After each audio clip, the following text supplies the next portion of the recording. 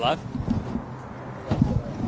As Jordan with Status Coup, we're in front of the New Jersey Attorney General's office in Newark, New Jersey, where a good amount of protesters, probably around 30 to 50 right now, not bad for midday, are here demanding that the Attorney General, the governor, who, to be clear, has released her state police in recent days to violently, unconstitutionally, and illegally attack unarmed protesters with grenades, tear gas, rubber bullets, pepper balls, pepper spray, horses. There's been a lot of injuries, including myself, to be honest.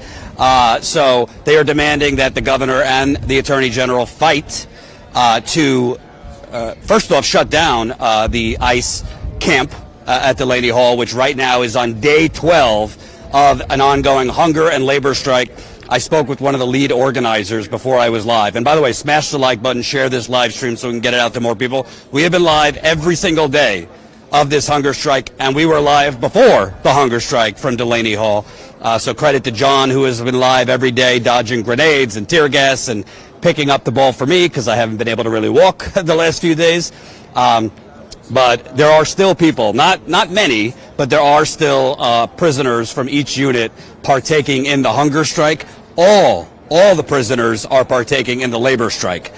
So on day 12, you still have a small amount of the prisoners abstaining from eating, and all of them are still involved with the labor strike.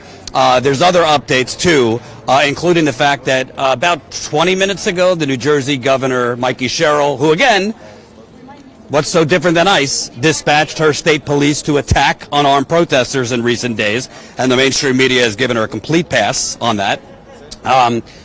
She just announced that the state attorney general is suing Geo Group, the for-profit prison operator that owns Delaney Hall ICE camp.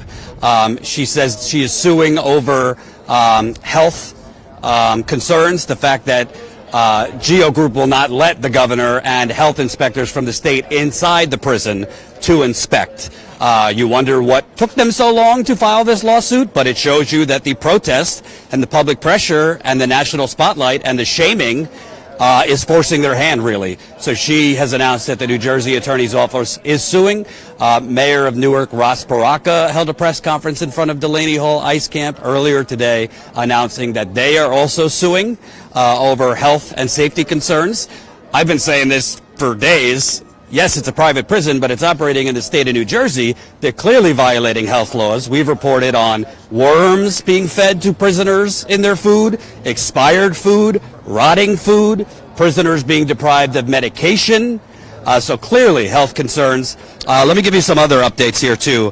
And there's bad news, but there's also good news. And I think we should emphasize the good news because people start to wonder, what the hell are we protesting for still? What is this doing? Are we actually affecting anything? Well, I would say based on some of the updates, yes, you are affecting change. So let me give you some updates. This is not in any particular order. This is just what I wrote down before I went live. So I just told you about the New Jersey Attorney General's filed a lawsuit against Geo Group demanding the court grant the New Jersey Department of Health full access to inspect. The governor's tweet said if ICE and Geo Group with a $1 billion government contract have nothing to hide and the conditions inside Delaney Hall are as safe and sanitary as this private corporation and the Trump administration claim, there's no legitimate reason why my health inspectors are being kept from full access. Most media will kind of give her a clap. Yay, yes, Slay Queen, Democratic governor. Let's be clear. Should have done this a long time ago, and she does not get a pass for unleashing her state police to attack violently unarmed protesters. And check out our live streams, check out our videos from the recent days. It looks like a goddamn war zone. I saw protesters injured. My back was injured. John nearly had a grenade blow off his leg. That was a Democratic governor, not ICE. And we also have evidence that the state of New Jersey was coordinating with ICE ahead of a shift change. So I'll give you more information on that. All right, so that's one. We also know that on May 31st, so a few days ago, agents from the FBI and Homeland Security basically invaded the mutual aid tent that is outside Delaney Hall. That tent has nothing to do with the most recent protests. It's been there since January. And contrary to some of the propagandists like Cam Higbee, who put out lies that it's some Antifa commie tent with, weapons and lavish food, this mutual aid tent has such expensive, dangerous weapons like donated diapers that were sent for the families of prisoners because they're struggling, donated clothing that's been sent for the families of prisoners because they're struggling, because their loved ones are held hostage inside, diapers, clothing, such lavish, expensive food like pizza, donuts, and Dunkin' Donuts, coffee. The FBI and HSI, we know, grave threat. They went in and they ransacked the mutual aid tent, and I'm told by multiple, literally took out donated diapers. You know how they say the cruelty is the point? That's example A. So they ransacked the mutual aid tent. It is still there, but organizers are having to clean up. And to be clear, this tent has nothing to do with the protests. They're not housing protesters in there, as some propagandists push out. It is literally a space for families, when they come to visit with their children, that they could go in and get some diapers, some food, some clothing, kind of like just shared humanity. And now Trump's FBI and Homeland Security are going in there and basically ransacking it. And I'd like to know what the legal justification for that was. I know there's laws don't apply anymore in this country, but that's what happened. And now you hear the protesters chanting, "Free them all." I was told yesterday ICE agents were going into Delaney Hall asking for prisoners who are under 21 years old to identify themselves. To be clear, not GEO Group guards. ICE agents were going inside the prison asking for those 21 years and younger to identify themselves. We're told that an 18-year-old female, a high school student, was released yesterday. I'm told that 10 others were released yesterday, including several young. So pressure is working. Those young people would not have been released if not for these protests. ICE agents would not be inside asking, essentially, for the young people to identify themselves. They wouldn't be released without the public pressure, the public attention on this. I'll give you more updates in a little bit, but I want to show you the protests. A specified pen! That is our First Amendment zone! The First Amendment isn't a zone.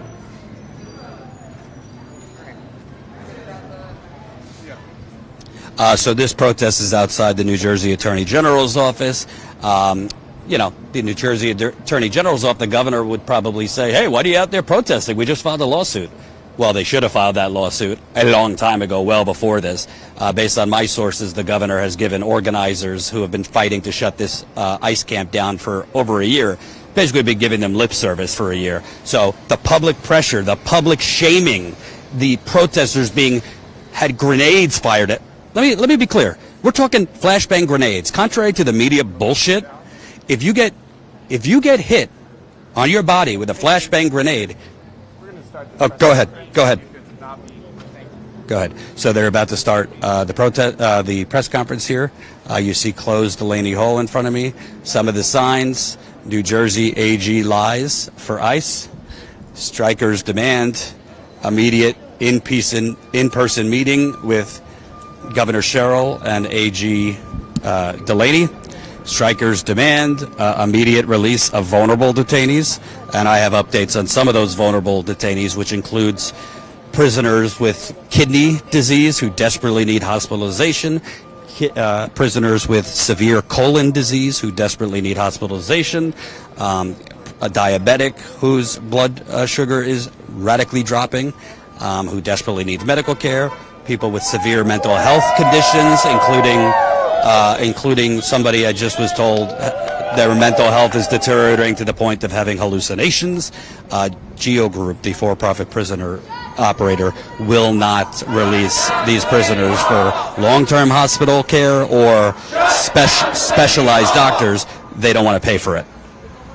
All right. Hello. Welcome, everybody. Thank you so much for being here today. My name is Alicia. I am a member of the North New Jersey Democrats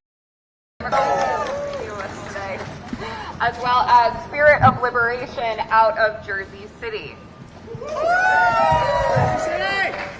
So I'm sure everybody has witnessed the violence that has been unleashed on us, not only by ICE and by the federal government, but also by our own state government.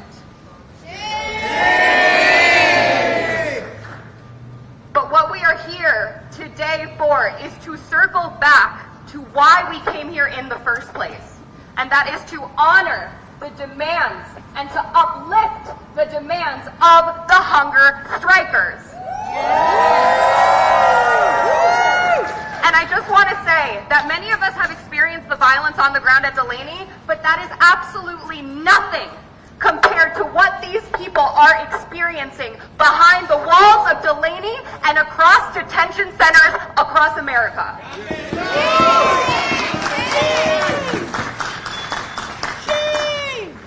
So let's start by circling back to what the demands are of the strikers. 1, an immediate in-person meeting with Governor Mickey Sherrill. Mickey Sherrill, you need to observe the horrible conditions. You need to witness the abuse that these people have been subjected to. Hear their stories of how they have been ripped away from their families, taken away from their work, have their lives disrupted. Number 2, the immediate release of vulnerable detainees, including elderly, pregnant, young, and those with serious medical conditions.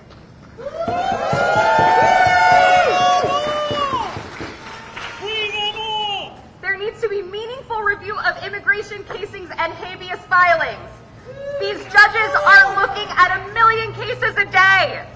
They are not able to put the attention on them that they deserve, and people are being locked away in this system just to put money in the pockets of this for-profit prison system. Number 4, an end to coercive pressure to sign deportation or voluntary departure documentation. We also need to restore visitation for all of the detainees. And above all else, free them all. Free them all. Free them all. Free them all. Free them all. Free them all. Free them all. Free them all. Free them all. Thank you so much. Our first speaker today will be my comrade Brett from North New Jersey, DSA.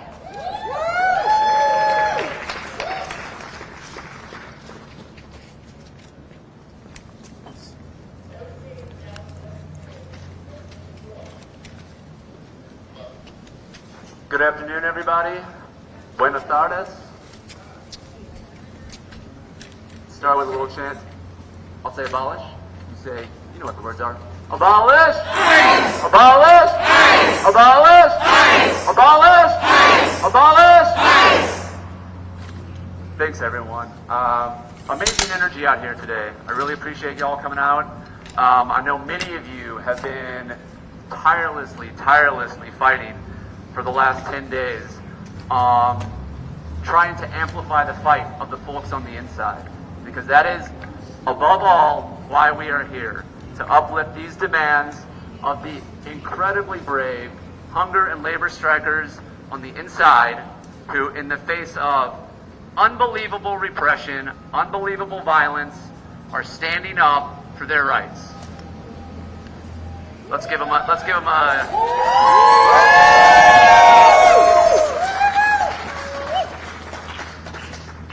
So what we have seen over the past 10 days for us, again, is in a very small bit the violence that we have seen for over a year of the Trump administration and over decades and centuries of American history. This is the American system, which is to enact violence on people in order to control them. And we are here to say we're not going to take it anymore.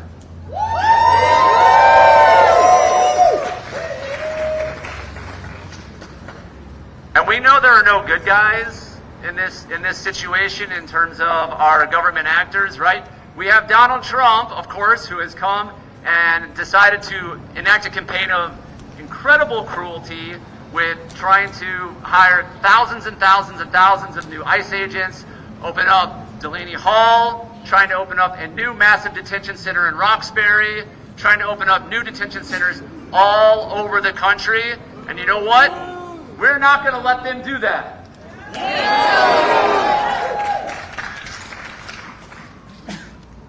We know that Mickey Sherrill would rather send out horse cops and shoot tear gas at people to keep people away from bringing attention to the brave strikers inside of Delaney Hall, because she is afraid of people seeing what she is allowing to happen in this state. We know that Mayor Barack Obama, I haven't had much sleep this week, sorry y'all. We know that Mayor Ras Baraka has also sent out his police to brutalize people, force protesters away, because he is afraid of people seeing what he is allowing to happen here in the city of Newark. Shame! Shame! We will be out here. We will stay out here. We are not going anywhere. We have been fighting for years. We've been on the streets constantly. The people of New Jersey will not allow this to continue. The people of Newark will not allow this to continue. We will keep fighting for you on the inside. We will not forget you. We stand with you. Solidarity for all. Free them all! Free them all! Free them all! Free them all! Free them all! Free them all! Free them all! Free them all! Free them all! Free them all! Free them all!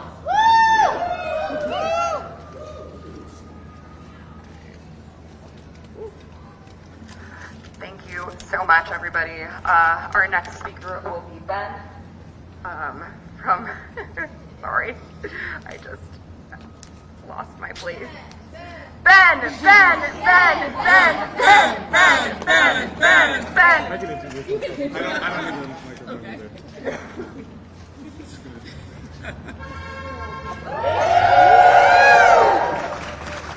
Hello?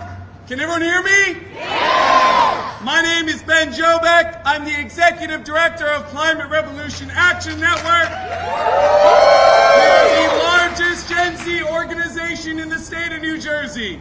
We are here today because free speech is under attack, and because the demands of the detainees inside Delaney Hall, Elizabeth Detention Center, and facilities across the United States continue to be ignored.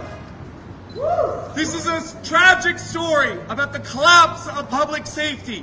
The state of New Jersey, the governor, the attorney general chose to prioritize cracking down on peaceful protests with horses, riot gear, and mass arrests instead of going after the people who are torturing our neighbors inside these detention centers. Two members of our leadership were jailed for more than 25 hours with no access to legal representation. Public defenders were denied access to people in jail. They had no access to a phone call. They were held in overcrowded conditions with more than 20 women forced onto the floor in a single jail cell. Governor Sherrill and the Attorney General are using many of the same tactics ICE is using to break the hunger and labor strike inside the detention center. This is what is so disgusting about this entire situation. The New Jersey State Police allowed ICE agents to join their ranks and fire on New Jersey residents who are exercising their constitutional rights.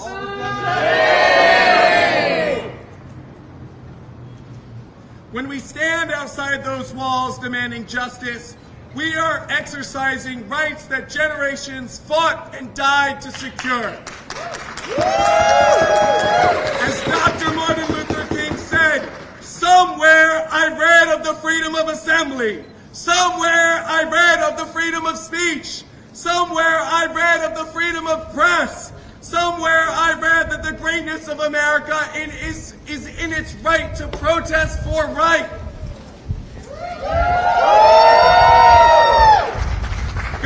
The governor has repeatedly misled the press and public through press releases. The Attorney General has done the same. They briefed legislators and asked them to spin the situation. Smash the like button, folks. We got nearly 1,000 people watching. Smash the like button. Governor Sherrill, you failed to protect the residents of New Jersey, and calling us outside agitators are absurd. This is our detention center. These are our communities. Governor, you see me on a weekly basis at Trenton testifying on legislation about the climate crisis, about health care. I am not an outside agitator, and neither is anyone here. Just after my members were arrested, I received a call asking for legal support from my parents' landscaper. He was picked up by ICE in Asbury Park while getting bagels on Main Street. He was brought to the detention center. That is why people are traveling from all across New Jersey and the region to stand outside these facilities. Our brothers, our sisters, our friends, our co-workers, our neighbors are taken to these detention centers and tortured. They are being tear gassed. They are being denied their basic rights. They are being forced to work for less than $1 an hour for Geo Group, a private prison company. And I will not let the governor and the attorney general deter with press announcements of the Geo Group now being sued from us not escalating the demands of the detainees. You should have fucking done that a year ago.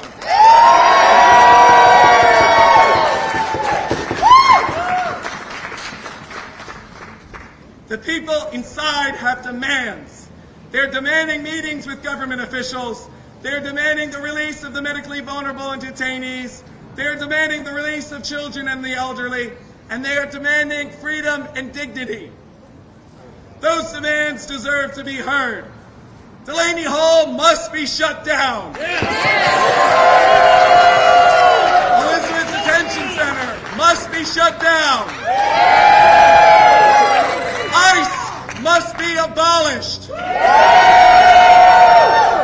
The Geo Group employees must be arrested and charged. Arrest the real criminals! And the First Amendment must be protected in the state of New Jersey. We will not stop speaking out until that happens. Thank you.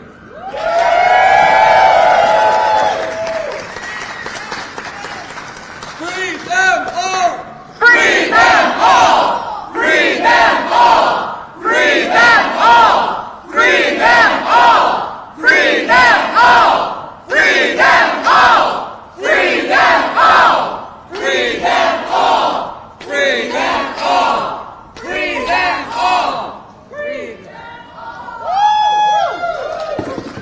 Thank you so much, Ben. So sorry about that. Up next, we have a Newark local and a comrade from North New Jersey DSA, Fran. 1,000 people watching, folks. Smash that like button. Share this live stream. Get it out to as many people as you can. We have been live every day, 12 days of this hunger labor strike. I live in Newark. I was born in Newark, and I still live here. This is my home, so. Hi, my name is Fran. I'm a local, born, raised, and still living in Newark. It's my home, and honestly, it took me a very long time to fully appreciate what this city is. And I think that's part of the issue when people hear the word Newark or the city itself. People see Newark as a problem child instead of the powerhouse city it actually is. Newark is the heart of New Jersey. Everyone in this state has a connection to the city, whether they know it or not. Whether it's catching a show at NJ Pack or a game at Prudential Center, flying out of EWR or International Airport, catching a train to work through Newark Penn, getting your packages delivered through our ports, or keeping your lights on from the power plants that serve over 1 million people in nearby cities. Newark runs New Jersey. But as powerful as the city is, it is underfunded, overdeveloped, and at times physically dangerous to live here, especially those at Delaney Hall. Similar to Flint, Michigan, we lived through a lead water crisis, and for years, our neighbors in the Ironbound, just a couple miles of where Delaney Hall exists. The air itself is a threat. Chemical releases and industrial burnings from the businesses along that corridor have been poisoning the community for decades. Newark powers this region's life through our power plants, moves its merchandise and goods through our ports, and even handles what gets flushed down the drain via the Passaic Valley Sewerage Commission wastewater processing plant for over 1 million people in New Jersey. These infrastructures are sitting right here in Newark. It is not a coincidence that Delaney Hall and Essex County Correctional Facility sit on a Superfund site. They didn't build these facilities here by accident. Just like Cancer Valley, Louisiana, Port Arthur, Texas, and Navajo Nation in the Southwest, these areas were designated sacrifice zones without their consent. They put these poisonous and unsustainable industries on our home turfs where they thought no one powerful enough would object. That is environmental racism. It is white supremacy using policy and property to segregate and stabilize our communities. And it is the same logic that fills detention centers and prisons, because when you over-police Black, Brown, and Latino neighborhoods, you strip them of resources, you do not get safety. You get politicians and corporations justifying what we're doing and locking us up. That's right. This is not accidental. It is a system, and it is a system that Newark has been living through through generations. Every day, organizations are raising the alarm. The Newark Water Coalition, the Ironbound Community Corporation, COSECHA, Pax Christi, People's Organization for Progress, DSA, PSL, and so many more. We see it everywhere on our social media, news, television, gossip. No matter how many times we see it, we keep changing the channel or swiping it to the next post. We empathize with the issue, but we move on. And I believe it's because we are so overwhelmed with so many crises that we've developed an emotional numbness to just get through the day. Most of us are good people doing the best we can, but we have to stop looking at each problem as the problem and start connecting them to the systems that shape and enable this. I want to bring back the focus to the 300 detainees at Delaney Hall. They have gone 12 days on a hunger strike. 12 days. People, we can't even survive without coffee in the morning, but these people are giving up their livelihood. I'm going to continue. Okay. They would rather starve than live in the conditions they are being held in. They are reporting the violence and threats to their families when they are given permission to speak to them. These people were not brought here through any just process. They were taken. And if we allow Delaney Hall to continue its abuse and its human for profit operation, we are tolerating another layer of harm on top of everything our community in Newark is already fighting. We need to shut down Delaney Hall. One thing I truly want to bring to people's attention is that it's all about money. The private for-profit corporation GEO Group secured a $1 billion contract to operate this private prison. The Newark City budget a year is only $970 million. Why does a for-profit prison make more than 350,000? Make more than the 350,000 people living in Newark? We cannot pay our teachers, our healthcare workers, our librarians, our social workers a living wage. We cannot provide our neighbors with universal healthcare, housing, fresh food, or clean water. But somehow we can commit to hosting a detention center for the next 15 years. And by the way, Delaney Hall is not alone. We already have a detention center in Elizabeth. There's another one being planned in Roxbury. If we allow Newark, the strongest, most diverse, and toughest city in the state, to tolerate this, then New Jersey will follow and continue building these camps. This is how it spreads, one city at a time. And every level of government is complicit. Our city council is either silent, or when they do speak, it's to tell protesters to be quiet. Our mayor acknowledged that police conduct was violent and unconstitutional, and his response was to expand the curfew zone to further restrict our First Amendment right to protest. Our congressional representatives have spoken out. They've gotten lots of airtime. They've made press appearances at Delaney, yet we are still here fighting Delaney Hall over a year. I will acknowledge Andy Kim. He did get pepper sprayed, so I'll give him that. But Cory Booker, you are from Newark. You were elected by Newark, and you have abandoned Newark. Our governor, Mikey Sherrill, has whitewashed what's happening at Delaney Hall, shifting the focus onto protesters instead of onto the people who are starving inside that building right now. She is complicit with ICE in all enforcement and their abusive behavior. To my Newarkers and neighbors, please hear me when I say this. We deserve better. We deserve peace. We deserve the tools and resources to live healthy, educated, and productive lives. But we are not going to get that through elections, donations, or hashtags. We are going to get that when we recognize that all of our struggles are connected to private for-profit corporations whose only purpose is to keep generating revenue no matter the human cost. And I need to ask something of everyone here, and especially of those who aren't here yet. We need bodies. It is hard for the police to intimidate and tame. It is hard for the police to intimidate and tame a crowd of hundreds when there's only 60 of us. So show up, bring someone, come back, record everything. Also, I really want to, Newark is a very diverse city. It is black, it is Spanish, it is Portuguese, but who I'm speaking to right now is specifically to my white neighbors and allies. For far too long, we have relied on black and brown communities to carry this fight. We have watched, we have shared, we have liked posts, we have donated, but we have let them stand on the front line alone. We see every day how violent and how deadly our police force can be toward black, brown, and Hispanic communities. We cannot keep relying on their resilience and their strength to show up for us when we don't show up for them.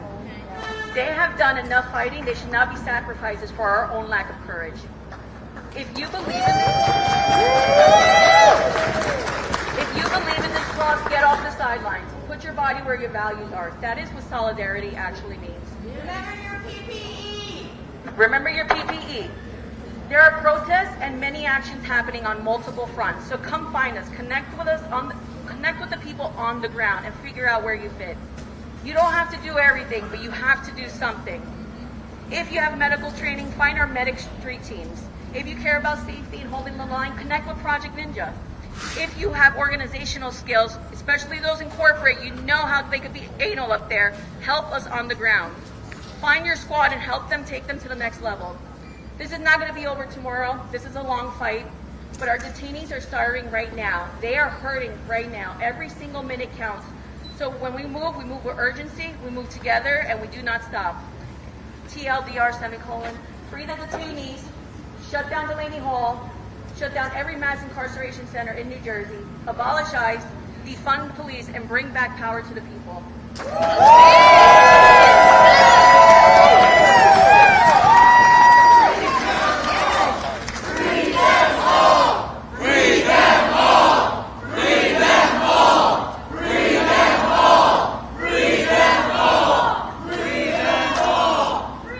El pueblo unido jamás será vencido. El pueblo unido jamás será vencido.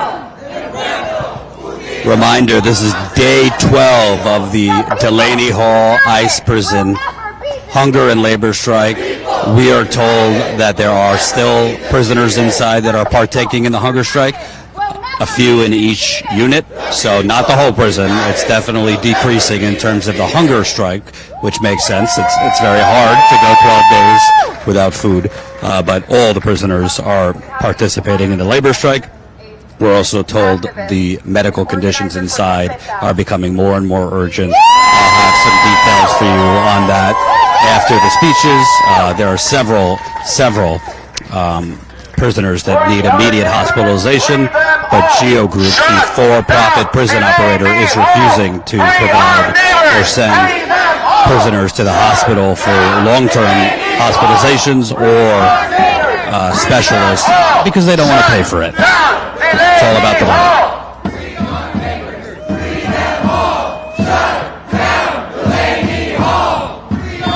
And you can't see it right now, but there's protesters behind the camera. I would say there's probably 60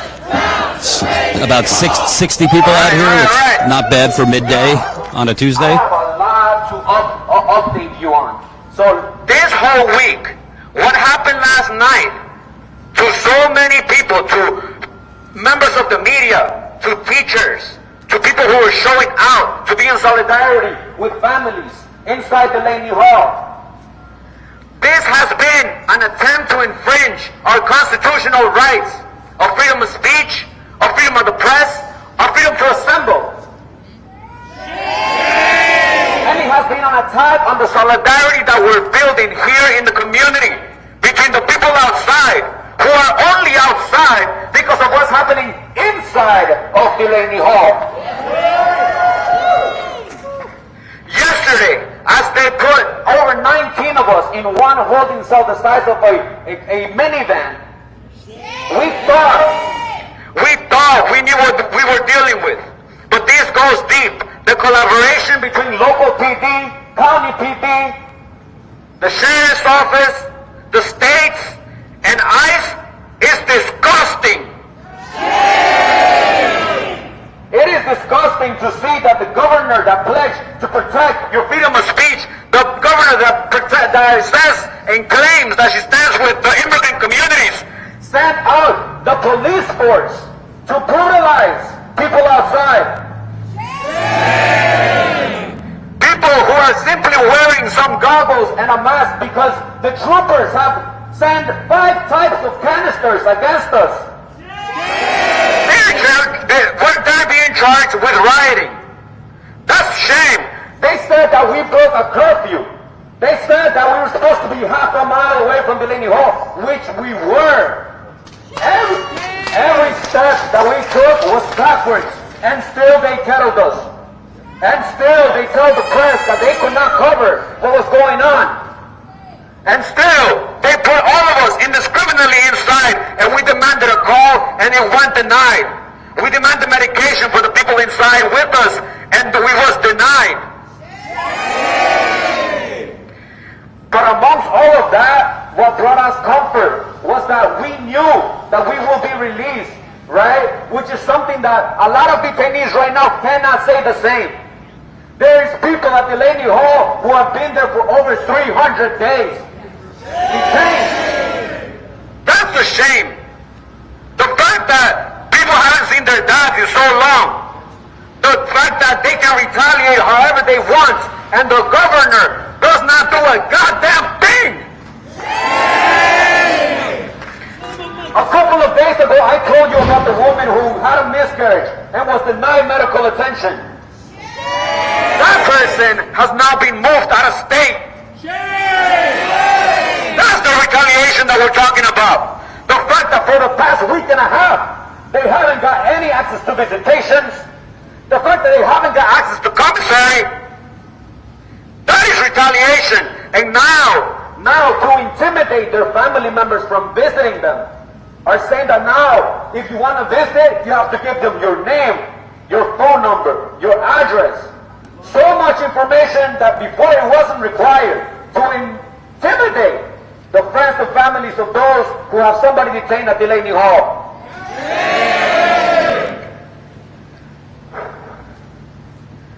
What's going on here should speak very clear to us where Mikey Sherrill stands. Very, very clear. Because every time that we have come to ask her to defend our state law that prohibited new detention contracts, it was ignored. Like we have said it once and we have said it again, this didn't begin with a hunger strike. It began with calls for help. 3 calls for help that went ignored. That is why people are pissed. That is why people are out there protesting. It is a damn shame that now even our own local police is out there intimidating us, brutalizing us. There has been people inside that were tear gassed. Think about it. You're outside, you get tear gas is one thing, but what about detainees who get tear gas and have nowhere to run? That don't have any mask, any goggles. What protects them? Because the governor's obviously not. That's a goddamn shame. I want to encourage the AG to grow the courage to find it, to get it from you all, to step up. She needs to get a warrant. They need to start immediate investigations and stop the transfers of people until this gets solved. And who has the power for that? We do. So we don't let go of the pressure. We don't ignore a call for help. We stand up. That's what Jersey is. We continue to stand up and we refuse to back down until people are freed and Delaney Hall is shut down. Thank you.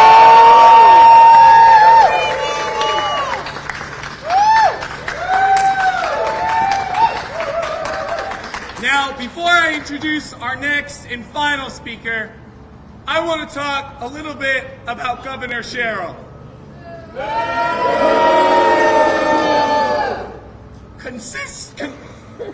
I too have lost my voice. This sounds great right now. Thank you.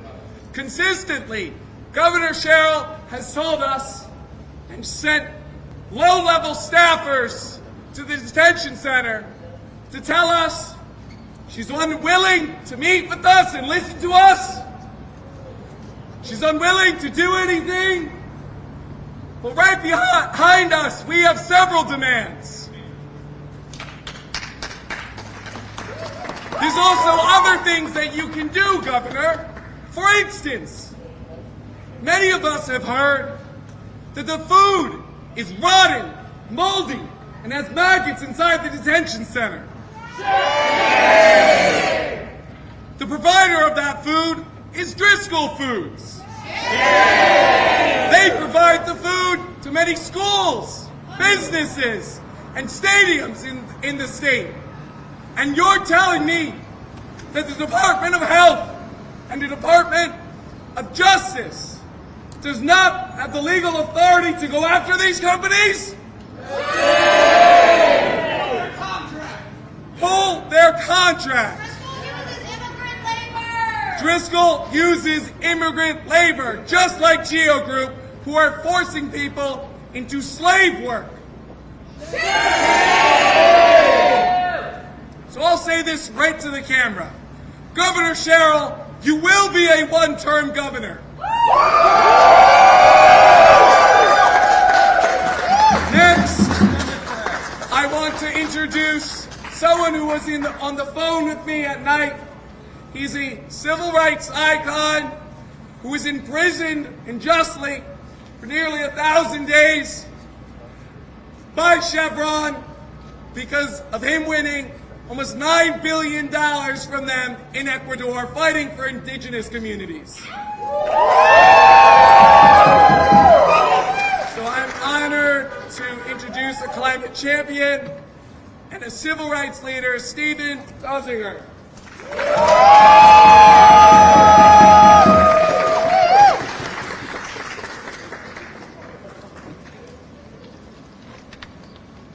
Can you hear me? Yes. Thank you, Ben, for that nice introduction. I am so honored to be here with you. I live in Manhattan. It's great to be in Newark, this great city. Can you hear me? Wow.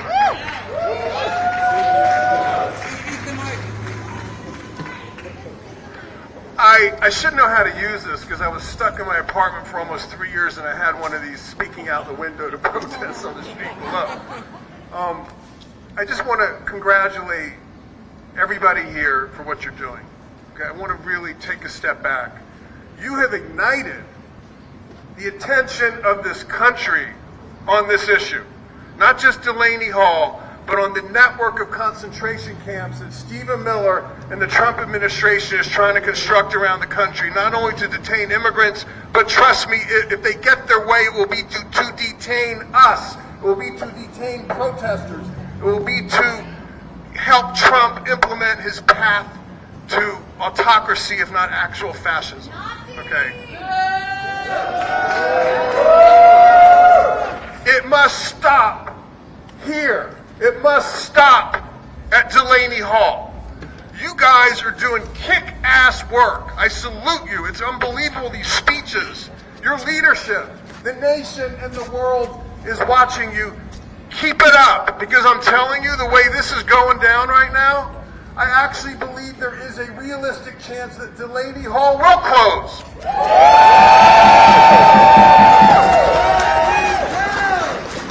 Not because of the leadership of the governor, okay? Because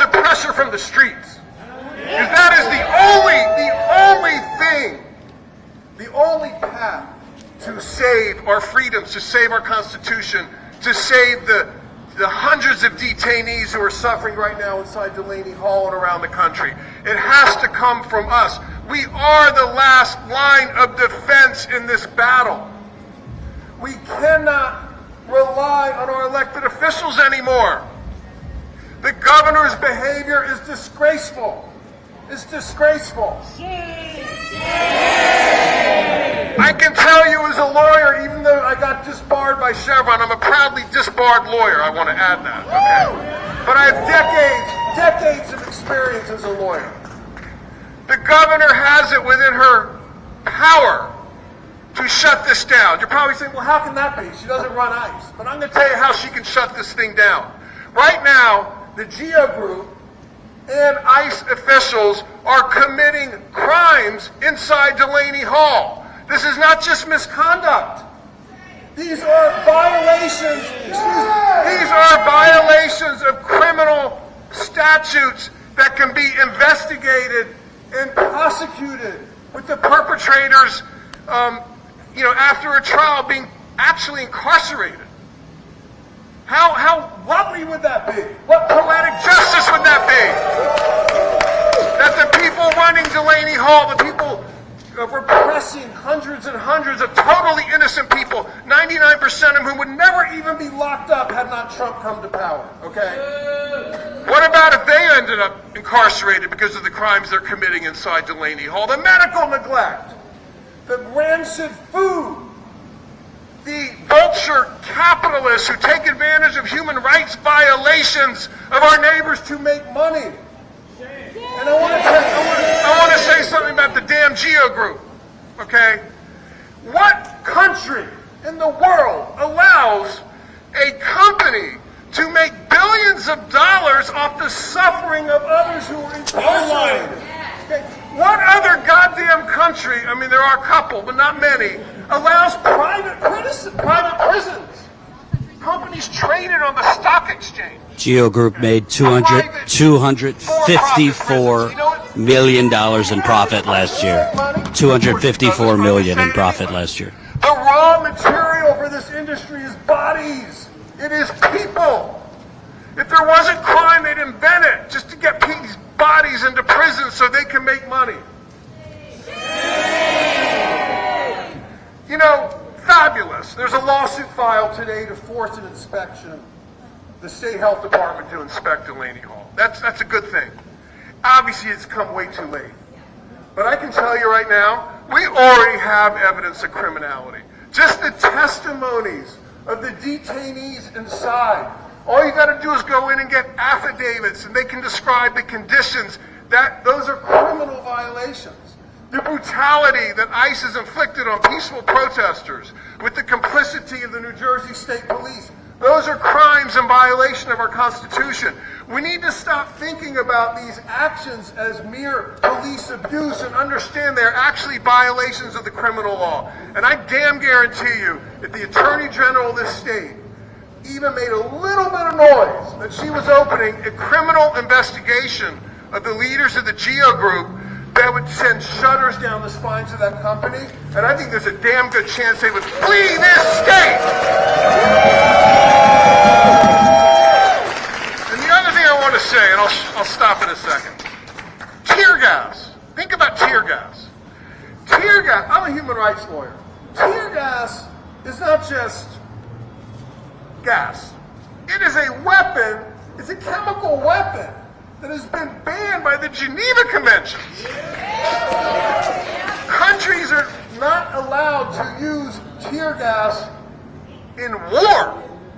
So why the hell, on the streets of Newark, is the New Jersey State Police and ICE allowed to use tear gas against peaceful protesters? Where is the outrage from the mayor, from the governor, from the Attorney General, from Cory Booker, from our elected leaders? I hate to say it, this is an example of why the Democratic Party is not capable of stopping Trump. It has proven itself incapable of stopping Trump. It is up to us. It is up to us to do exactly what you folks are doing, and I join you 1,000%. And I just want to salute Climate Revolution New Jersey. I came out for a launch party, I don't know, a couple of months ago here in Newark and had a great time seeing the incredible leadership of all of you folks. Wow. Shutting down data centers, shutting down detention centers. And I'm telling you, keep it the hell up.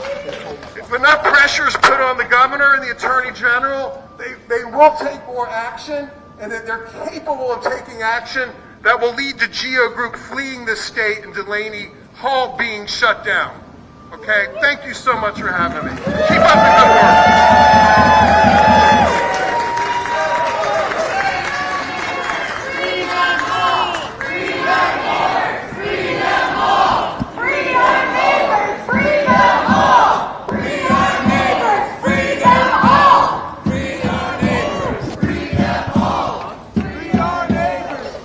And by the way, there's some protesters and journalists showing up now who are literally in jail for protesting for 25 hours. So we'll interview some of them after this.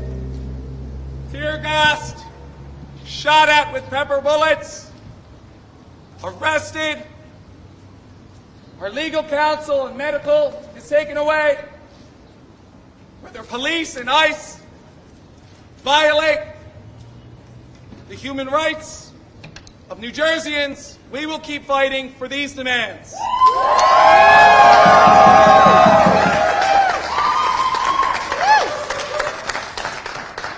The governor and attorney general must start using the many tools at their disposal to fight ICE and meet the detainees' demands.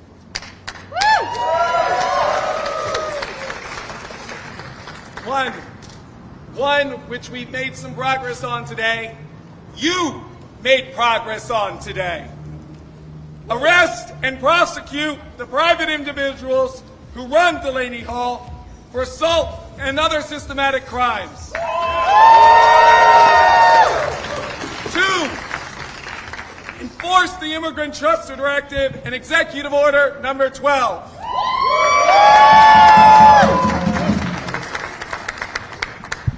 3, follow through on the Safe Communities Act. 4, secure pro bono legal counsel for detainees, including through the DDDI program.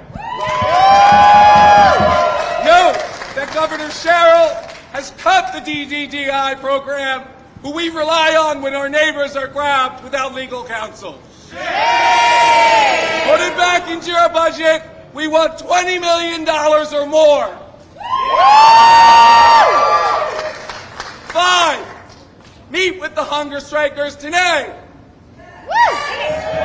We're not asking you to pussyfoot around outside, taking pictures, acting like you're doing jack shit. Meet with the hunger strikers.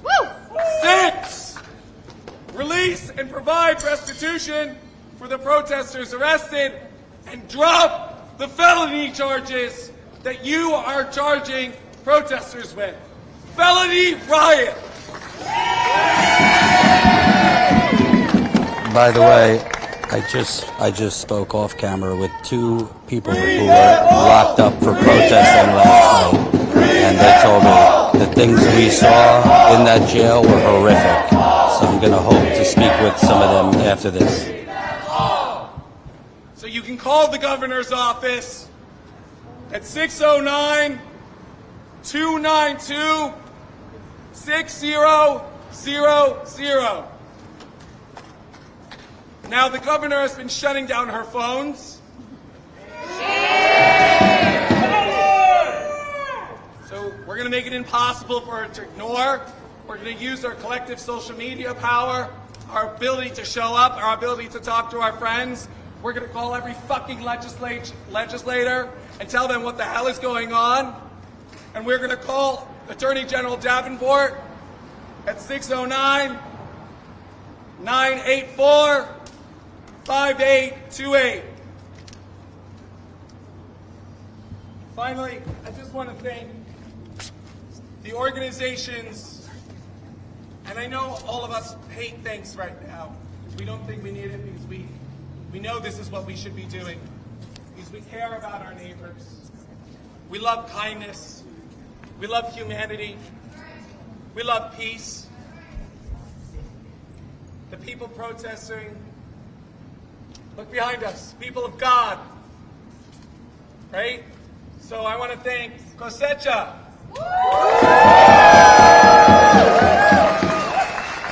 Estamos unidos. El pueblo unido. The American Friends Service Committee. Max Christie. Eyes on Ice. Spirit of Liberation. Resistencia. And so many more. DSA. DSL. This goes on and on. And you know what? To finish off, yes, we are anti-fascist. When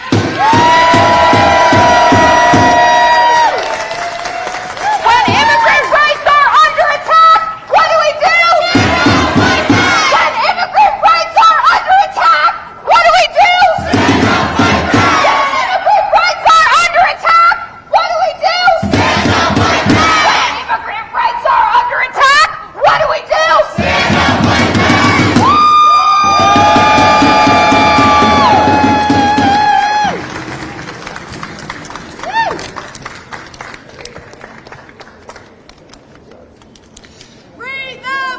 So that was a wrap. Well, let me keep showing you. We're not done.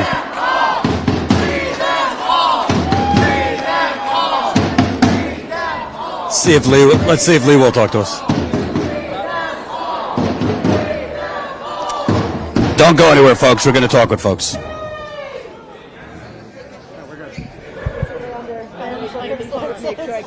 Can I talk to you? So there were several protesters arrested for the crime of protesting last night, and I spoke with 2 nights ago, and I spoke with some of them off camera, and just in their body language and what they said what they went through in that prison will literally shock you. So I want to get their stories. If you came to this, first off, smash the like button, share this live stream. If you came, I'll get them.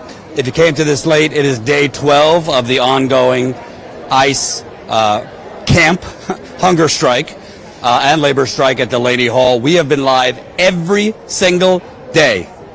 We have been live every single day, and we were live before the hunger strike 12 days ago, because we don't just show up when shit's on fire and grenades are firing and tear gas is firing and pepper balls and pepper spray and ice and state troopers are coming at you. We were here 3 weeks ago for the 1-year anniversary of this ICE camp. So we've gotten a lot of people over the last couple days supporting us. I thank you. We need more. Straight up, we're spending a lot of money to do this, between just broadcasting. I don't want to get into the weeds, but just to be live. We have a data plan. We are way over our data plan, because some days we've been live for 4, 5, 6 hours, and we are going to get a massive bill just for streaming, just for showing this to you. We don't have any corporate funding from Geo Group, United Health, Goldman Sachs, Palantir, or any of the other corporate criminals. So please, please support us. I understand for some, you can't even manage $5 a month. But for those that can, you could support us for as little as $5 a month. That's 16 cents a day. If you can, do it today. We want to stay on the ground. And by the way, this is not going to stop here. We have been covering this ICE terror across the country: LA, New York City, New Jersey, Alligator Alcatraz in Florida, DC, Chicago, Charlotte, Minneapolis. We've been everywhere. And John Farina behind the camera deserves a goddamn gold medal for this coverage. And the last few nights, we have seen, people like to focus on Trump, and rightly so. He's a fascist. But the response from the state has been equally as fascist. And people mention tear gas. I need to remind you, it's not just tear gas. The state of New Jersey police were firing flashbang grenades, literally directly at protesters. I saw it in Standing Rock. If you get hit, if your body gets hit by a grenade, you could die. Or you could lose a limb. I saw protesters nearly have to get body parts amputated because half of their arms or leg came off at Standing Rock. Rubber bullets, if it is shot directly at you, you could lose. I saw a protester at Standing Rock. I'll never forget it. I needed therapy. His scalp nearly got blown off from a rubber bullet. So this is not like less lethal ammunition, which the media says. What does that mean? Less lethal meaning you won't die? Okay, well, you can die if it's shot at you at point-blank range. I want to go through, and we're going to talk to some of the folks out here. I want to go through some of the updates I got before we came live, so you know what's going on inside the prison. And I believe it's important to show you and tell you the protests are working. I know a lot of people who watch, not just ICE protests, but healthcare protests, climate protests, housing protests, childcare protests, you name it, protests. You kind of feel like we're just kind of spinning our wheels here. We're chasing our tail between our legs. What's the point, right? These protests, there is tangible victories happening because of these protests. Starting with, although I think it's way too late, and she doesn't get any points for me, the governor did announce a lawsuit against Geo Group today for the clear health and safety violations inside. That wouldn't have happened without these protests. Also, ICE agents, not Geo Group agents, ICE agents over the last few days have gone into the prison and asked prisoners who are under 21, just ask him if he could talk when he's ready, have asked prisoners who are under the age of 21 to identify themselves, and we're starting to see prisoners who are young, 21 and under. And think of that, there are 21 years and younger prisoners inside this camp. So an 18-year-old high school girl was released yesterday. I don't think that would have happened without these protests. And I was told 10 others were released yesterday, many of them young. We're also starting to see some movement on releasing some of the sickest. Now, I was told before I went live, and we're all doing 30 things, so I don't have every last detail, but I was told before I was live, there is a prisoner with a significant kidney issue inside. I don't know for sure if it's kidney failure or what's causing it. A lot of medical issues you have could affect your kidneys. But there's a prisoner with a serious kidney issue. Geo Group has refused to send him to the hospital. There's another prisoner with a serious colon issue and GI issue that has been described to me as potentially life or death. Geo Group has refused to send him to the hospital. There is another prisoner who went into the prison type 2 diabetic a few months ago and is now a type 1 diabetic. And his blood sugar is significantly dropping and he's not getting the appropriate medical care inside. Geo Group is refusing to send him to the hospital. There's also significant mental health issues going on because remember, they're torturing these people. People have been thrown into solitary confinement. People have been beaten by guards. We showed you footage the other day of ambulances whizzing up and down, of a prisoner being carted off in a stretcher. I was told before I went live of a prisoner who his mental health is significantly deteriorating and he is having hallucinations. And Geo Group is refusing to get him treatment. And I am told that a big part of the reason Geo Group is refusing to send people to the hospital, essentially it's a game of hot potato. This corporation that made $254 million in profit. Let me repeat that. Let it sink in. We good on audio? $254 million in profit last year is refusing to send people to the hospital because they don't want to pay for it. So they're asking ICE to pay for it, who Trump wants to give another $71 billion to, and the Democrats are going to cave. And ICE doesn't want to pay for it. So it's this game of hot potato where one corporate criminal and a government criminal don't want to cover the costs of the torture they're inflicting on people with no due process. Think of this. If we heard of this going on in, I don't know, Nicaragua or Somalia or any of the countries that they've stereotyped, we would call it torture. We would call these failing countries. Trump has called them failing countries. But here, this is just the price of business, right? It's capitalism. So I am hearing, no guarantees, but I'm hearing that the organizers, because I want to give credit here, there's been organizers fighting to shut down this prison for a year. Long before. Can I talk to you? So I'll give you more updates later, but this is Lee. He's with Koschecha? My bad pronunciation. and you and I believe dozens of others were arrested several nights ago. More than dozens. More than dozens. More than dozens. Tell me from start to finish what happened. You've been an organizer with the mutual aid area, and That's another thing. They also destroyed the tent. They were saying that they saw FBI and HSI in there, and it's flipped upside down. Like, we have pictures of it. You see, like, all the religious, like, things that we had in there for people who were coming out and needed to be heard, needed to be supported. We had a station for them where they can, you know, practice their religion, and had like little cards of saints and stuff. You could see them all on the floor. The section where we had the diapers for the families that are currently struggling, because when they go out and arrest the worker, the person, the dad, or the person that's holding the household, all of a sudden, like, you know, access to food like becomes a little bit more difficult. Housing security decreases, it becomes insecure, right? So we were helping people out with diapers, giving them wipes, little things like that. Now they're saying that, you know, we're running like a full operation. They're making us look into a bad light. But you know what? Every weekend, families will come by. The general public, different organizations will come by. They will see, so that people know the truth. It's not something that they can easily sway away.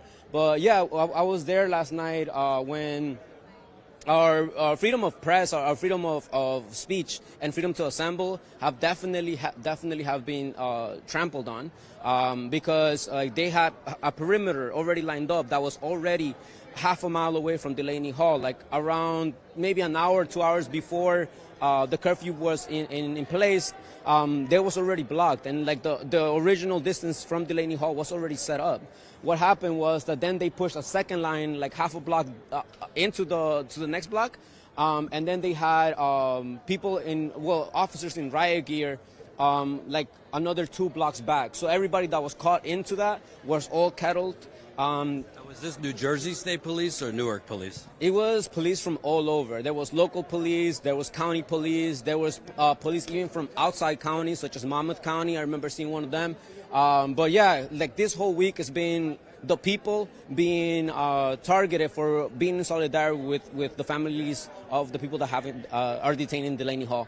And I want to emphasize too, contrary to some of the lies that went out there, this is a mutual aid tent that has donated diapers for struggling families, donated clothing for struggling families, food like pizza for when families and their children come so they could eat, and it wasn't even involved with the protest. It was here since January, and certain right-wing kind of grifters put out that it was like a protest tent, which it was not.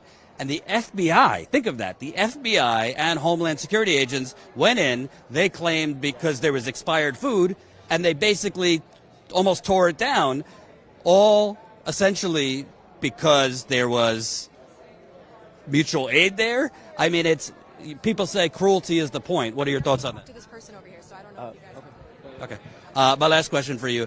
Do you, others were in the prison. Tell me about the conditions you dealt with. We need to... Okay. Let me just finish. Thank you.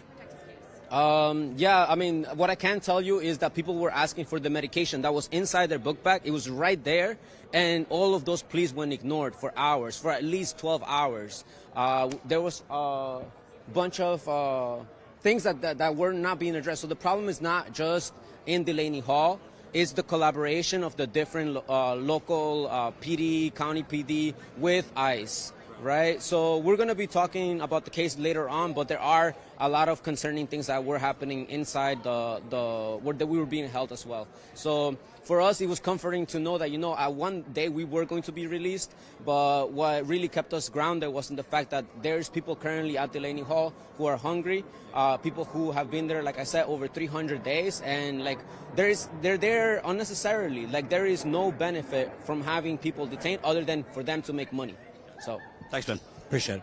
So that's Lee. He's with Cosecha. They have been on the front lines of this the whole time. There was somebody off camera trying to get him to stop talking. Let me give you a little behind the scenes here, not from Delaney Hall, just in general. Every story I've covered for about 10 years now. Protesters and activists are always told by lawyers not to talk to the media. You're actually being given bad advice. And it is the lawyer's job to tell you not to talk. But it is better for your case, and I have spoken with lawyers about this, it is better for your case immediately, especially after your rights are violated, to get your story out there right away. before the cops, whether it's federal, state, local, can spin it. So a lot of times activists are told, don't talk to the media, don't talk to the media, it's going to hurt your case, it's going to hurt your case. Total opposite. Total opposite. Lawyers are, trained to be very careful, anal retentive, etc. But if your rights have been violated, the best thing you could do is get it out to the public ASAP. Anyway, so I was told by not just him, but somebody else that they were essentially, what's been going on here is we saw, let's start with 6 or 7 days ago, we saw what ICE was doing. Originally, before this protest got chaotic, prisoners were standing on the sidewalk, or standing on the public side, not prisoners, excuse me, protesters were standing on the public sidewalk, and there was no real issue. Then ICE, the ICE agents outside, dressed like paramilitary stormtroopers, declared the public sidewalk private property. Illegally. It's not private property, it's a public sidewalk, which forced the protesters in the middle of a very busy street where 18-wheeler traffic goes back and forth all day and night. And you saw live on this channel, every 10 to 15 minutes, ICE was pushing protesters into incoming traffic, including trucks. And we got footage, photos, and video of one protester who we're trying to get an interview with now, of his foot, I don't know if it was a him or a her, I'm not sure what their gender is, but of their foot run over by an 18-wheeler. Miraculously, they were not injured severely. We also had footage of an ICE agent pushing a protester into a moving transport van intentionally. So that was the ICE part of it. Then protesters were, I guess, happy that state police was coming in, thinking that state police was there to protect them. Think again. So then we saw, starting, I believe, Friday night, the state of New Jersey police came in, according to the governor, to protect against ICE escalation, and they essentially served as paramilitary terrorists themselves. And I want to keep emphasizing this because people are emphasizing the tear gas, which is awful on its own. But they were firing flashbang grenades literally directly at people, including John and I. That can kill you. It is very, very lucky that nobody died in the last few days. And the media only seems to want to cover things if people died. And by the way, we saw journalists sitting in their cars while this violence was going on. We saw journalists literally recording with their phones from the comforts of their cars as horses were running over protesters, as grenades were being fired at protesters, tear gas, pepper balls. And I'm not criticizing certain journalists. It's scary. I was fucking scared when that horse came at me.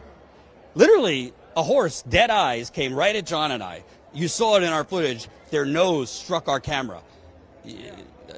Just wait till you're on the ground with a big-ass horse rushing at you. You kind of see the afterlife. So it is scary. But my problem is not that they sit in their cars. It's that they later go on their networks and pretend that they were covering it and that they were in the action. No. And credit to an MS Now journalist who at least admitted, oh yeah, I ran for safety. I was in my car. But then it escalated to this. Meanwhile, to keep the focus on the prisoners, that same day that the governor of New Jersey, who MS Now and CNN and the liberal establishment, praise and, oh, she's taking action. She's the one who unleashed her state police to brutalize unarmed protesters. They could have just arrested the protesters if they didn't want them in the street. I would have been against that, but it's preferable to grenades, tear gas, rubber bullets, pepper spray, pepper balls. And by the way, at the same time that night, we have footage of this too, a video will be coming out. At the same time, state police were attacking the protesters. ICE was also attacking the protesters. John, can you get me Chuck? Can you get me Chuck? He's over there. He's on the street. Chuck.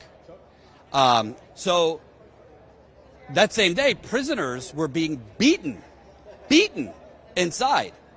We saw a prisoner being stretched out on a stretcher with a broken nose. Why did they break his nose? Why?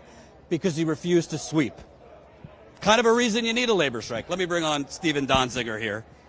If you don't know Stephen Donziger, we'd have to do 3 hours just on his story.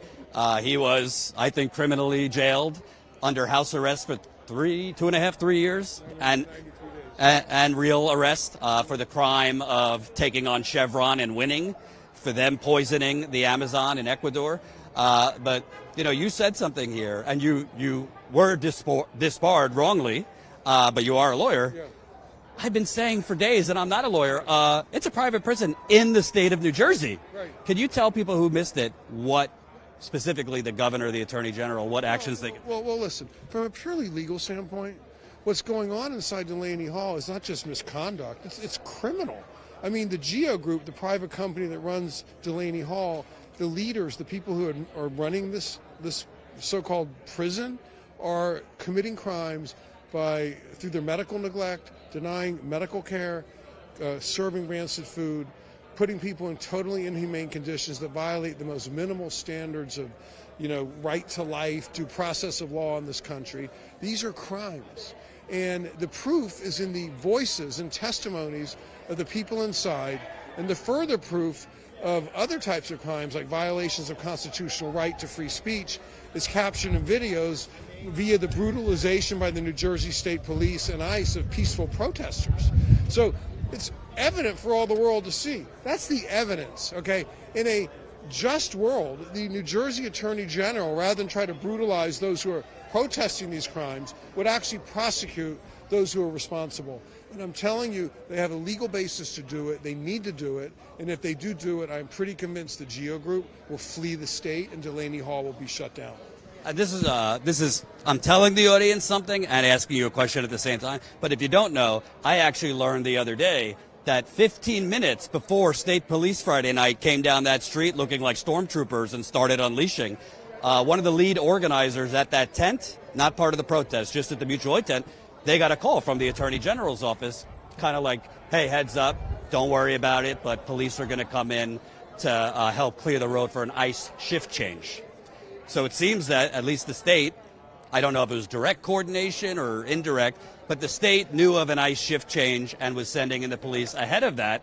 I mean, that's problematic to me because we've seen in New York there are bills to stop police from coordinating with ICE. That fact proves that the New Jersey State Police, the governor of New Jersey, the Attorney General of New Jersey are complicit in ICE's human rights abuses. They should not be doing ICE's dirty work. That's what that is. They should not be clearing streets so there can be an ICE shift change. Actually, by doing that, they're undermining all the leverage of the peaceful protests. The point of the peaceful protests is to disrupt the normal operations of ICE, which I believe is a domestic terrorist organization. I mean, they exist to terrorize the immigrant community and force people of color out of this country.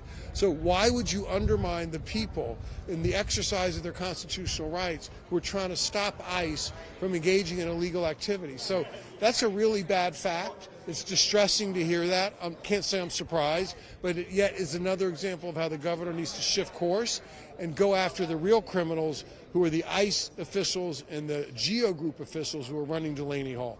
And I'd like to ask you also, because you emphasized during your speech, I think the media just kind of casually says, there was some tear gas, some rubber bullets, less lethal.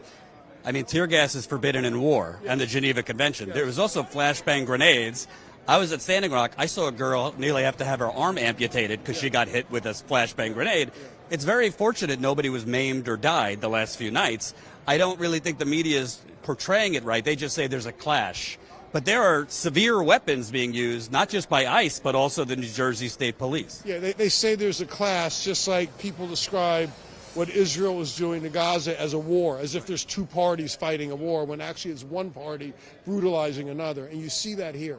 Okay, the language is really important. Okay, there's not a clash. Okay, there are peaceful protesters exercising their constitutional right to stop a crime taking place inside a human rights violation, and the reaction to that is the crime. That is the violence that the state is trying to inflict on those trying to stop this larger problem, which is the repression of human rights inside Delaney Hall from happening. Okay, so let's be clear about what this is.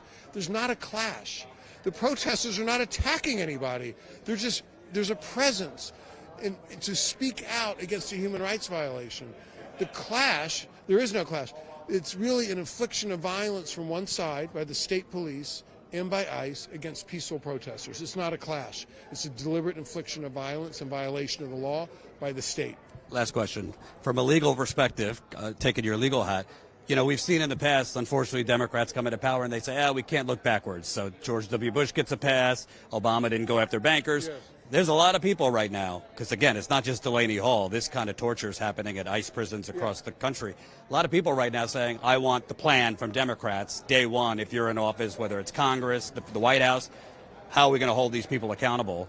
People have even mentioned, like, Nuremberg 2.0. Yeah. Obviously, you don't have all the answers, but is there, like, a precedent in American history in domestic terror like this? How could legally these agencies, these government officials be held accountable? Well, I'll say this. There's international precedent, Nuremberg, okay?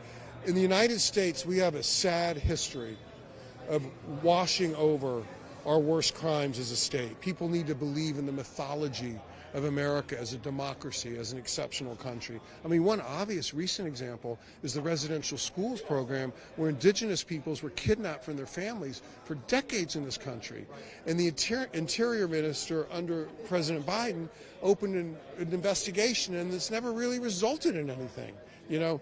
So only pressure from the streets can make these campaigns for accountability have success. They're hard to do because the political establishment is so weak. And what's really sad to me, as someone who's been fighting these battles for many decades, is the leadership of the Democratic Party is bought and sold to the corporate sector and to law enforcement and to the elites of this country. And they just make a few noises about helping the working class. But, you know, their lack of leadership on basic issues of rights and economic issues paved the way for Donald Trump to take power. They never delivered a damn thing for the working class in any kind of significant way. And Trump was able to take advantage of that and deceive people and get elected. Okay, so the Democratic Party, we're seeing it time and time again. We're seeing it with the governor in the state of New Jersey. They are not standing up for the people. They are not delivering anything of real substance to working people. And what we're seeing with the governor's response to Delaney Hall is so tepid compared to the magnitude of the problem. To me, it's yet another example of what's wrong with the leadership of the National Democratic Party. And I'll tell you something, if that doesn't get fixed, MAGA is going to get elected again despite Trump's unpopularity. It has to get fixed. And real quick, any update? And I know you've been basically bankrupted by Exxon, other factors, Chevron, excuse me, disbarred. You've been fighting it. Tell people what you're working on now. Well, I'm writing a book about the whole experience. I am fundraising. I'm doing a lot of activism work. I'm posting. And the Ecuador case is still alive. I mean, even though I got detained and I'm no longer a lawyer, there are other lawyers who hope to carry it forward to seize Chevron's assets in other countries. It is far from over. The reason Chevron still tries to keep me down and they won't allow me to get my law license back is they don't want me to be a full lawyer. They're petrified by the work that we did, the powerful work that we did. And it's an example of how the judicial system, we see it in this case with Delaney Hall, can become complicit with a corporation to try to repress the voices of those who do the work to hold the corporation accountable. But I'm doing well. I want people to know that. I also want to thank you. I want everyone to know that this guy, Jordan, was one of the few people who came to my detention cell in my apartment in Manhattan and interviewed me and called attention to the fact that I was the first person in the country's history ever to be prosecuted by a private corporation. So I thank you. You do great work, and it's independent journalists like you that ultimately are responsible for saving the day in terms of checking the power of government abuses and corporate abuses. So I thank you for the work you do. Thanks, man. Appreciate it. Be well. So that's Stephen Donziger. I'll keep talking to people. Smash the like button, share this live stream. We're going to get some folks over here who were jailed wrongly. I want to give you a couple reminders too. It's a very fluid situation here. Sometimes it seems calm during the day, calm at night, and you think nothing's going to happen. But then chaos happens either inside the ICE camp. I'm calling it a camp, not a prison. Did you want to talk? Come on over. You spoke really passionately. You're with Climate Revolution? Action Network. Climate Action Network. Climate Revolution Action Network. Climate Revolution Action Network. And I've seen your posts on social media. Tell me about, you had really strong words for the governor, and you also said it's about fucking time you sued. This should have been done a year ago.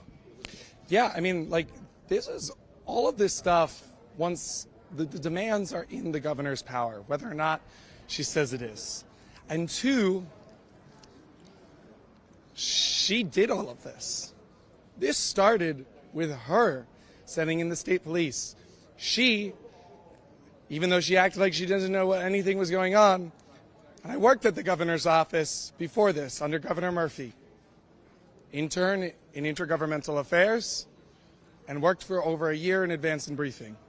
I know the inner workings of the governor's office. You don't have a press conference with the attorney general, the governor, and the superintendent of the state police without them and their offices meeting and coordinating beforehand. They went out, they said things, they lied, and then used terroristic levels of force to put down protests for several nights in a row while openly and directly collaborating with ICE. You were on the ground. You saw that the first time that the state police launched tear gas into the crowd, kettled them from both sides, letting people like me fall to their knees, choking on the ground, unsure if they were able to breathe. Then allowing ICE to join their ranks and fire pepper bullets directly at us while the state police charged with riot gear and fired rubber bullets, fireworks, flares, tear gas. And then directly after, ICE went to the medical tent where everything was moved after they asked us to move it and sprayed everything with pepper spray. That is a war crime. And I was also pepper sprayed directly in the face by GEO Group's employees and hit and beaten. And if I could take this off, I would show you the bruises from them. These are private people, private citizens working for a private company. Governor Sherrill has the legal authority to go after them. And if it takes almost 100 people being arrested, if it takes us being brutalized, we will continue to do it. I also just think it's, you know what, let me get into it. I also think it's a joke what the Governor Sherrill is doing because she's sending basically children, certain staffers to the ground who don't know anything about what's going on.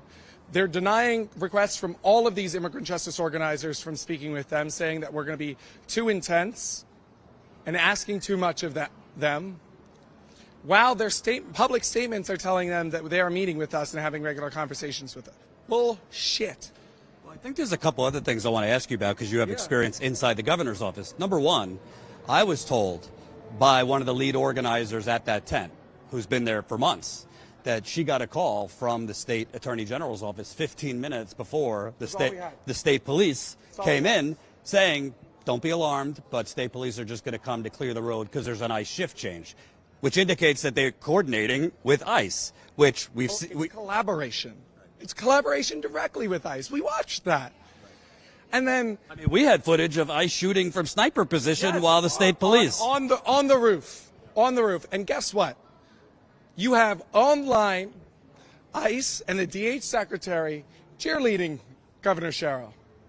We know whose side you're on because we can see you are literally on the Instagram, TikTok, Twitter of the opposite side. This couldn't be more clear. She hasn't even put out a statement that said, stop using my shit. You know, what's alarming to me, you know, we saw this in certain ways with Governor Walz in Minnesota, but at a couple of the press conferences from Governor Sherrill, she's kind of insinuated that she doesn't want to give ICE an excuse to double down or turn New Jersey into Minneapolis, which, whatever, I mean, you could take that for what it's worth, but to me, that seems, okay, so to stop Trump, or I'm worried Trump is going to escalate, I will deploy my state troops on unarmed people. I mean, it just seems like that's not an answer. In order to escalate, I have to escalate. So we know, and throughout it all, Governor Sherrill has given the federal authorities the pretext to go after all of us, saying we're violent, saying that we're hurting people. That is how the Department of Justice gets involved. That is how Donald Trump continues to make statements about Delaney Hall in the Oval's office. If she thinks for 1 second that she did anything right in the past whatever days, you're kidding me.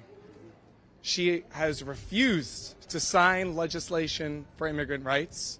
She has consistently pushed back and watered down legislation that immigrant organizers have been asking for. Things like making sure ICE isn't in our schools, in our hospitals. No, I won't do that. Right? Which side are you on, right? And we are the state of immigrants. We host the Statue of Liberty. We try to at least claim half of the island, right? They work at Donald Trump's golf club or Bedminster in Jersey. And what we are seeing now is 30, 40, 50 years of failed immigration policy. If you're the governor of a state that is currently living under fascism, you are our voice. We are not expecting the federal government to say the right things. So you as a governor who presides over 9 million people and one of the largest economies in the country, in the world, needs to be speaking out for immigration reform as a key policy, that we need to fix things, that we need judges, that we need legal representation, that we need to make sure that there's asylum for these people. We need to make sure that there's a path to immediate citizenship, right? It's not that hard. Let me ask you also, you're with a climate group. You know, one thing I don't think's gotten enough attention in the media, this camp, I call it a camp, is in the middle of an environmental dumping ground. Outside Delaney Hall, I mean, it smells really bad throughout the day, particularly when it's hot. You have food, you have a sewage facility there. You have meat packing down the road. You have industrial trucks going up and all through the street because the entire area is industrial, and they do this all around the country, dumping industrial waste and pollution onto black and brown communities. I was told by Congresswoman Ana Lilia Mejia that when she walked inside Delaney Hall, her throat locked up because there's no ventilation in here. It smells due to the environmental contamination outside. And as soon as she walked outside, it got better. We've been told of respiratory issues for the prisoners, poor ventilation, black mold. Can you kind of talk about the environmental? This is not a habitat for anyone to live, much less to put immigrants in a camp. Climate organizers are here and dedicated because in order to save our planet, we need to save our people and the people who live on it. The Ironbound is an area that is an environmental justice area, and within New Jersey's environmental justice law, there's Passaic Valley Sewage Commission that is right there that has been violating many environmental laws and has consistently been at the top of the list for people like Ironbound Community Corporation, who has been fighting back against this. There's something 10 days from now where we're calling them out, right? There's also waste facilities right there. It's right next to the Essex County Prison, which Joe D., the executive, seems very proud to have his name big on, where the detainees were brought. And then inside, yeah, like it's a shame. It's a sham. It's disgusting. It's deplorable, inhumane conditions where people cannot breathe. And then you're introducing tear gas to these conditions. You're filling these facilities with chemical irritants. Yeah, the other day we had reports that they released pepper spray inside while turning off the vents. You know what that's called? Gassing prisoners. When you turn off the vents, which are poorly ventilated anyway, and you release pepper spray, people can't breathe, which is a war crime. I haven't heard a peep about that from the governor or the AG's office. They're so unwilling to call it a concentration camp. They're so unwilling to acknowledge the slave labor inside. Less than $1 a day for a company that's boasting to its private equity backers and Citizens Bank that is making record profit, and its head is now running the acting director of ICE. $254 million in profit last year. Yeah. And you're telling me that we can't go after these people? There's nothing that we can do? There's nothing that they can do because they don't have enough money to upgrade the facility and make things work? We don't want to upgrade the facility. We want to shut down. There's deplorable conditions, mold, rotten food, people not being able to breathe inside, sewage, detainees being forced to be their own janitors and clean up after themselves. This is slave labor inside of a concentration camp. I'm not just saying that to say that. Half or more of my family died in the Armenian genocide. Was put into boxes and thrown into the Black Sea, forced to walk hundreds of miles through Syria to escape. And what we are clearly seeing is the very same tactics used against our neighbors. And you, whatever, say it's in a historical context. It's happening here, an hour away from us. Right? Like this, you know, in every other conceivable place in the world, this would be not only the most heinous action by an administration of any kind, but jailable for the people who are in charge. That is Governor Sherrill and the Attorney General. Tell people your name and your organization one more time. My name is Ben Jobek. I'm the Executive Director of Climate Revolution Action Network. We are the largest Gen Z organization in the state of New Jersey. Thanks so much. I appreciate it. Absolutely. And before we bring on Chuck, I just want to remind you, take off the glasses right here. We have been live every single day, 12 days of this hunger and labor strike. We have literally been dodging grenades, capital G. People are forgetting the grenades. It can kill you. We've been dodging tear gas. Frankly, we don't have enough safety equipment. I don't have the right safety equipment. This is not about us, but I want to make clear. We have been out here every day, the leading national independent outlet, after spending the last year in L.A., New York City, New Jersey, Charlotte, Alligator Alcatraz in Florida, Chicago. For 2 months we were in Chicago, John and JT. Minneapolis, we were there before Renee Good was assassinated. We were there after Alex Predate was assassinated. We don't just show up and parachute in and out for 5 minutes like the rest of them. And I wish we had a third and a fourth crew member just to document us on the ground while other journalists are sitting in their fucking cars. If only you could see. I literally saw the CNN reporter here sitting in his car as we and protesters are being pushed into 18-wheelers and then come out once everything was calmer to do his little report on CNN, pretending that he was out here covering the action. Let that sink in. You have journalists probably making, my guess is, hundreds of thousands of dollars more than us. It's not about money for us, but just pointing out the financial difference. You have journalists sitting on their ass in their cars for whatever reason. They don't want to take the risk. They want to be safe, whatever. And then going out to do a report on CNN pretending they were in the action. I don't knock you for being afraid. This is not for everyone, and it is scary. I was scared the other night. You'd be crazy if you're not scared with a fucking horse coming at you or grenades fired. When I saw that horse looking at me straight, I saw the afterlife. I said, I got to get the fuck out of here. Seriously. If you are not scared, you're not thinking, okay? But don't go and pretend when you go live on your networks or wherever you are that you've been here braving the elements. No, you've been sitting in your car. And we passed a woman, and again, I don't knock anyone for being scared, but we passed a journalist who was sitting in her car with her phone as the horses were coming at us. Why are you doing this then? Why are you a journalist? At the very least, don't go on air and pretend you were doing it. And those people were not out here. None of these national journalists were out here before the grenades started coming, before the tear gas, before the pepper spray, before the pepper balls. They weren't out here a year ago. John was. John was out here a year ago on a night when some of the hostages escaped. 4 of the prisoners escaped, and there was protests outside. He was here. We were out here 3 weeks ago. Virtually nobody was here. I think we were the only media when they had an event for the 1-year anniversary of this camp, and they had drum circles, and I interviewed loved ones of 2 of the prisoners. So this is not our first rodeo, folks, and I am asking you, and I will be direct. For those that cannot afford it, this does not apply to you, because I know times are tough, and even $5 a month might be too much for some people. No shame. But if you do have $5 a month, what's your fucking excuse?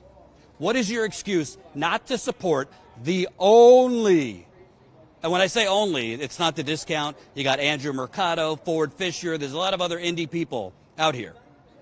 But when I say we're the only national news outlet, independent national news outlet, on the ground, risking our safety, our lives, straight up, I'm on muscle relaxers right now. It's really miraculous I'm even speaking coherently, because I'm hopped up on drugs right now. Because I fucked up my back, and I've had 2 surgeries before this. Governor Sherrill's stormtroopers launched a grenade right at John and my foot, and I fell backwards onto the very part of my lower back I've had to get 2 surgeries on. You didn't see it on camera, but I had to crawl to the grass because I couldn't walk. And people came up to me, medics, thinking I had my leg injured. And I had to explain to them, no, it's my back. It could be a lot worse. I'm not being starved or tortured in a prison, so it ain't about me. But I just want to let you know, if you have not signed up yet as a member, and you do have as little as $5 a month, I'd really like to ask you, what are you waiting for? Do you see anyone else doing this kind of coverage? By the way, it's not just John and I. We got Jenny behind the camera, Colin behind the camera, Michelle behind the camera, Ty behind the camera. We don't have a big staff. Right now we're about 6 people. They've been working 18-hour days to turn these clips around, to get it out on Instagram and TikTok and X and Twitter and all the other riffraff. Okay? You got Will. Let me not forget Will was up here from D.C. getting incredible photos. We captured an ICE agent literally karate kick an unarmed protester into an oncoming 18-wheeler. I'd like to know, where was Governor Mikey Sherrill then? Why didn't she send out state troopers when ICE was pushing and kicking people into trucks? She could have stopped that. And by the way, there's a solution if you want to kind of calm down a protest. I'm not for this solution, but it is preferable to firing grenades at people. It is preferable to firing tear gas, outlawed by the Geneva Convention, pepper spray right in people's faces. You could fucking fuck up their eyes or blind them. It's not less lethal. Let's stop calling them less lethal, okay? Rushing horses in. What do you think happens when a horse is running into a densely packed crowd? It's called a stampede. A horse almost ran us over, folks. Hit our camera. You know what you could do instead of that? Just get your stormtroopers out there and zip tie folks. I don't encourage that because I believe we have a right to be out there. But that is a de-escalatory way to calm down a protest rather than creating Fallujah on the grounds in Newark. So I am asking you, I am begging you, if you got as low as $5 a month, statuscoup.com/join. For us to continue at this pace, we need to grow. We need to expand. We need to be able to hire more reporters, more producers. We desperately need better safety equipment. And I got news for you, and the guy who's about to come on is probably going to agree with me. This is not going to stop here. This is not going to stop in New Jersey. Trump is an expert in changing the topic, in changing the story. He's probably going to want to change the story from his failed illegal war in Iran or his involvement with the Epstein ring. You don't think he's going to bring out the old goodies and have a summer of ICE? So we need, and by the way, we haven't even talked about the midterms. It's very likely things are going to get violent in October and November when Trump tries a Stop the Steal 2.0. So we need your support, statuscoup.com/join. If you want to come on, Chuck. I want to mention something.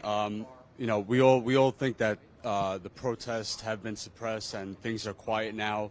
But like Jordan said, this is not the end of this because this whole week they were bringing new recruits of ICE agents. New ICE agents have arrived here in New Jersey, in New York. So what comes next with all these ICE agents? A surge. Just like we saw in Chicago, just like we saw in Minneapolis, the surge is coming next with all these ICE agents here. So that is something to be ready for. I just wanted to mention that because, ICE is not, they're not leaving New Jersey and New York. And, you know, I also want to point something out, and not enough reporters do this. Listen, if you're on camera, every person on camera has some type of an ego, so thank you for whatever credit you give me. But this guy behind the camera has big brass balls of steel. John Farina deserves a gold medal, 10 Pulitzers. Not that we really care, because most of the people get Pulitzers, don't even deserve it. But this guy, he doesn't flinch. He runs into the action. And he is, if you could only see how he operates in these very tense situations, he deserves a lot of credit. Come on down. So Chuck Modi, independent journalist based in D.C., you came up here to cover protests. Yeah. You've covered ICE protests before, Black Lives Matter. I think you were in Ferguson. Is that correct? For months, sure. This is not your first rodeo. I think we first met in Ferguson, right? Yes. We were on the sideline in 2014. Let me just take a moment here. Like, let me up status Coup, because we run into each other like we stop Cobb City. John Farina, that's my guy we run into. And I want to echo something you said. You know, I came in from D.C. after I saw this stuff. Status Coup was here from the beginning. If you go back to Minnesota, when everybody came for Renee Good and Alex Preddy, but, you know, Status Quo was there before that just to show how the Somali immigrants were treated. Status Quo was here before to show how the ICE detainees were treated, not after shit got hot. And I always respect that about you. You pick a story that you think is important, and if shit blows up, it blows up. And if it doesn't blow up, whether it's like the Flint water crisis that some people, it may mean that it's sexy, but it's very, very important, they're going to cover it anyway. And so shout out to you, shout out to John, shout out to Desiree, shout out to everybody who does this great work. And I think we should point out, let me give you a little behind the scenes here, and you probably know this. How bad is the mainstream media? They have to buy footage from us. They have to buy footage from us of the grenades and the tear gas and the pepper spray and the pepper balls and the horses, because they won't go out on the street. That's how, and it's good for us. I should be charging them way more. They're all fucking cheap. I'm talking to you, CNN, MS Now, all that. But they reach out to us for footage because they're not on the ground, frankly, risking their safety. So you came up, and you're a journalist. Yeah. You were covering the protests. They've been trying to push the protests as far down away from the ICE camp as possible. They're creating barriers. They're creating curfews. We've seen this before, but you were, correct me, you were arrested for trying to cover it? Right. I was arrested for trying to cover it. People may have seen a video of Shaka. Young man's name is Shaka, who the police violently arrested. He was saying a speech that this is what we've been dealing with for 400 years. There's a black man, now that might make sense. And mid-filming it, the police just surgically grabbed him in a military fashion and pulled him out because they didn't like a black man speaking their mind at that time. And right away, the first thing I do is I try to put this video out because we feel that they're about to close in on us. It was the kettle was closing. There were 4 or 5 of us. So all of the other people you see in that video were arrested. They jumped on my back. They slammed me to the ground. And it was personal when they slammed me to the ground. After they slammed him to the ground, about a minute later. You identified as a journalist? I did. I had a giant press vest on. And it said like press in big letters. And I told them. And I think, I could be wrong. But the way the guy, after I was down, sustained and said, stop resisting, I wasn't resisting. No one was resisting.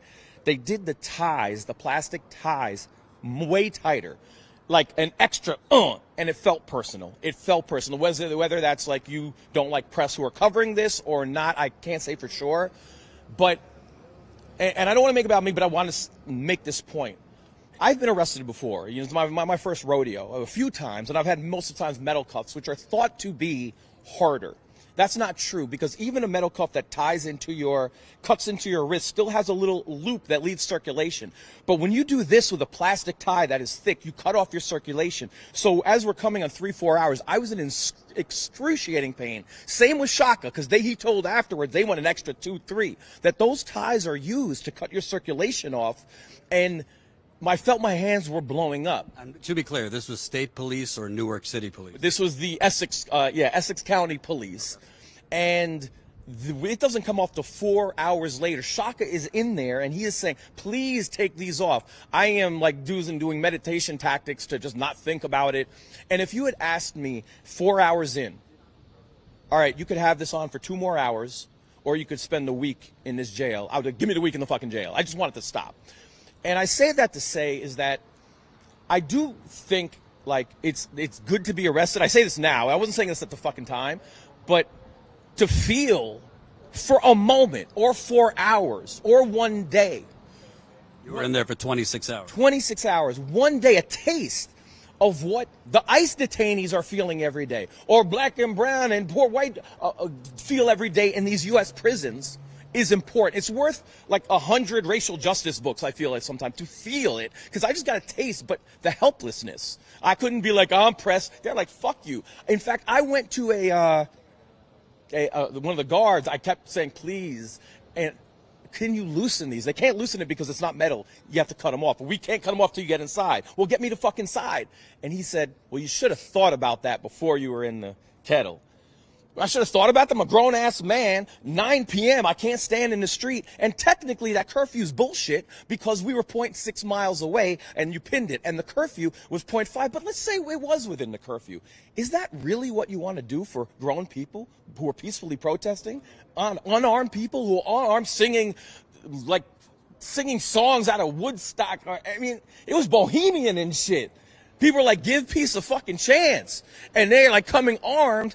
And then they give every protester, including myself, got rioting charges. You seen the video. Did you see rioting? You did. It was from the police. You saw the video. They said not only rioting charges, resisting arrest charges, which is why the cops, when they were arresting me, said stop resisting, to give them cover. But all the video speaks for itself. We weren't resisting. We weren't rioting. You're going to see some crazy class action lawsuits. There's a whole litany of just both craziness and illegality in that prison, how they treated the women in that prison, how they didn't care. And what I took away with it is that they were not just vengeful, but they were petty.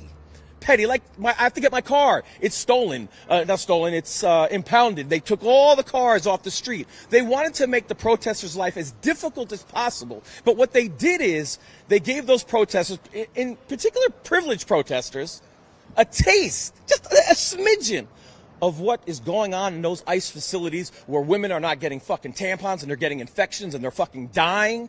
And women have miscarried in there too. Women have miscarried. And I think I want to say this.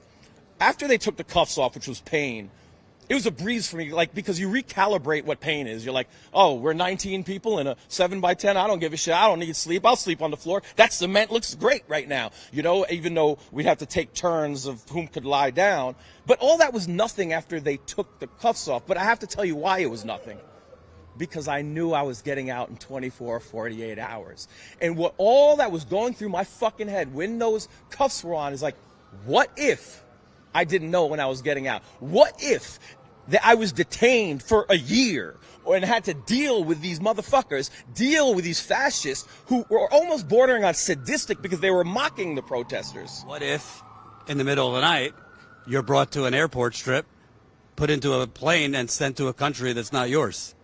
Jordan, right there, Jordan, right there. Exactly. What if, all these what ifs. So you go from first like, oh shit, I'm arrested, to you stop thinking about yourself.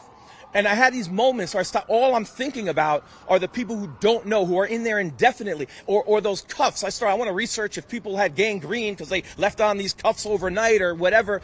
I want to know the torture. And when you feel it, it's very different than having knowledge. It is just very different. So I'm grateful now, but I thought it was fucked up. But I was thinking about the people taking nice. I was thinking about the people in the Palestine prisons. And there was reports. It's named Welcome to Hell, written by Betzelem, August 24, 118 pages, about the systemic torture that goes on and rape that goes on with Palestinian prisoners that was actually experienced by some of the flotilla activists, which luckily we didn't have to go through. But you get a taste, and it makes you, once you get a taste, you're like, there's no way I could fucking be silent while this torture is going on. And I know I'm filibuster, but I want to say this is the other thing that's going through my brain. We all seen these movies, right? We've seen these movies where, like, I don't know, Criminal Minds, right?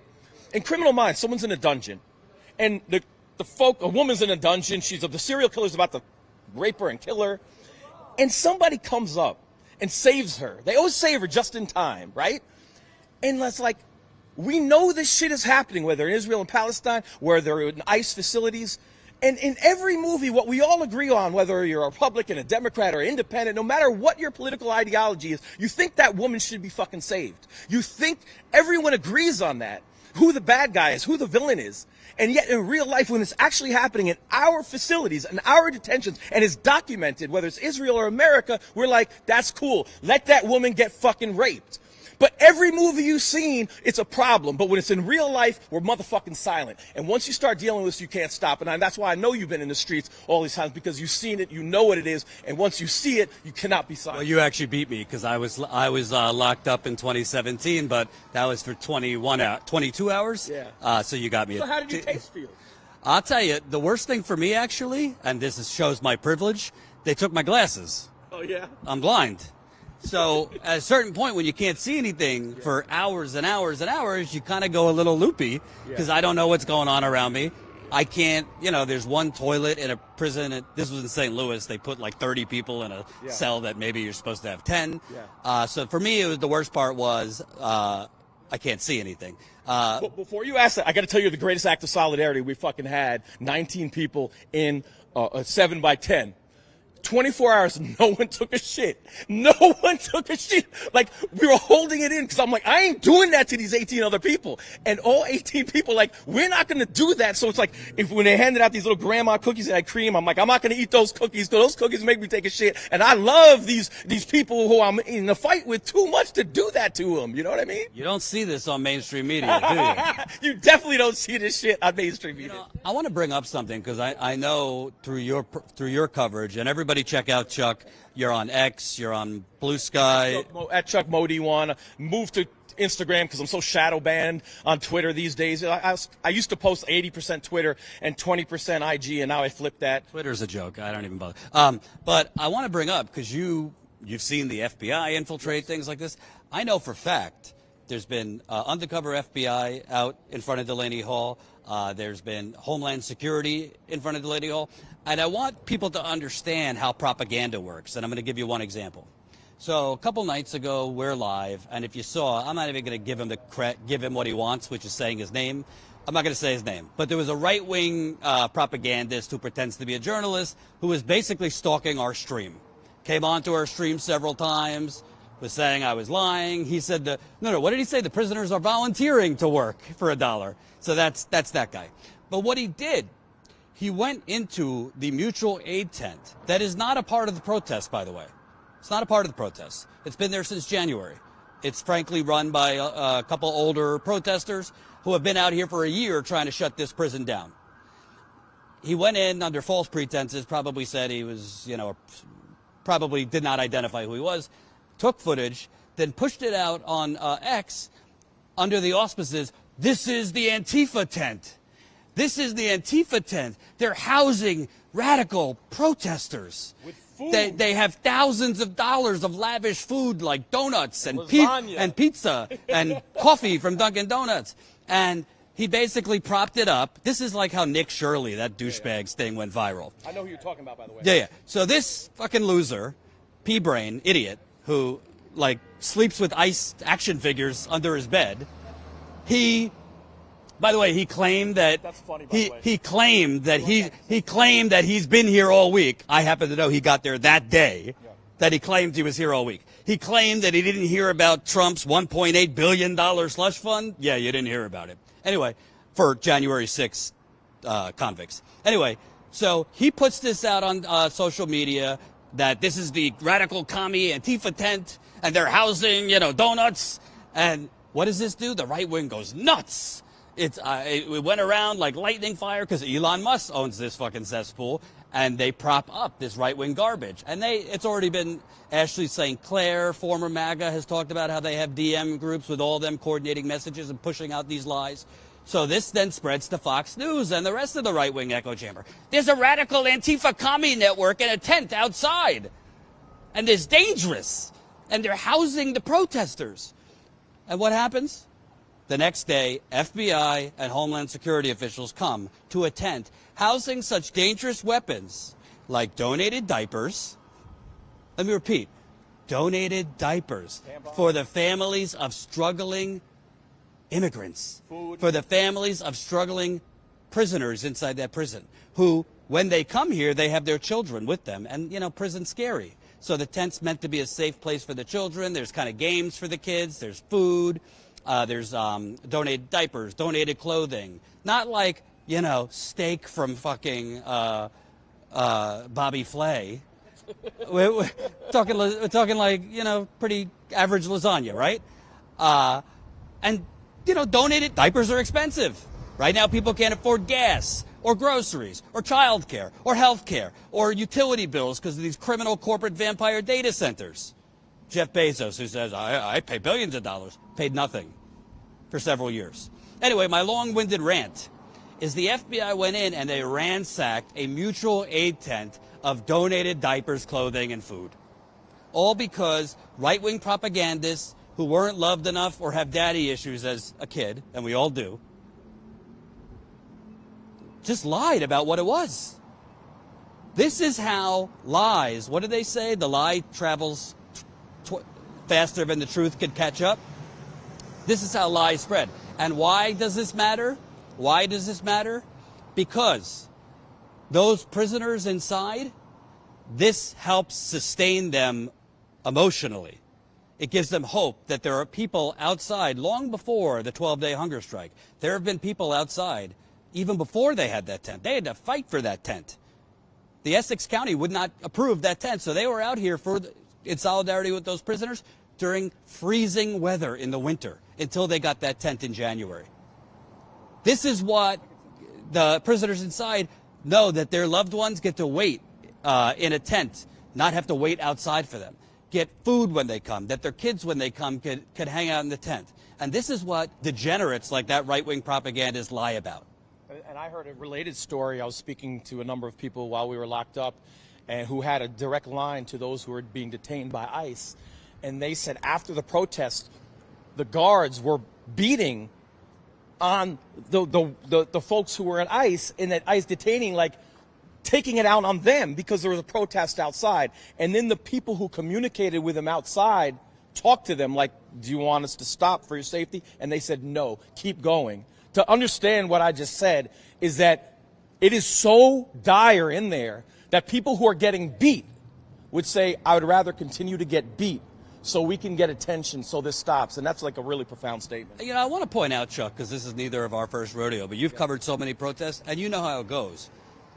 People lose hope. They feel like, why am I continuing to protest? Nothing's changing, this and that. In this case, this is an example of protests that are working. Yes.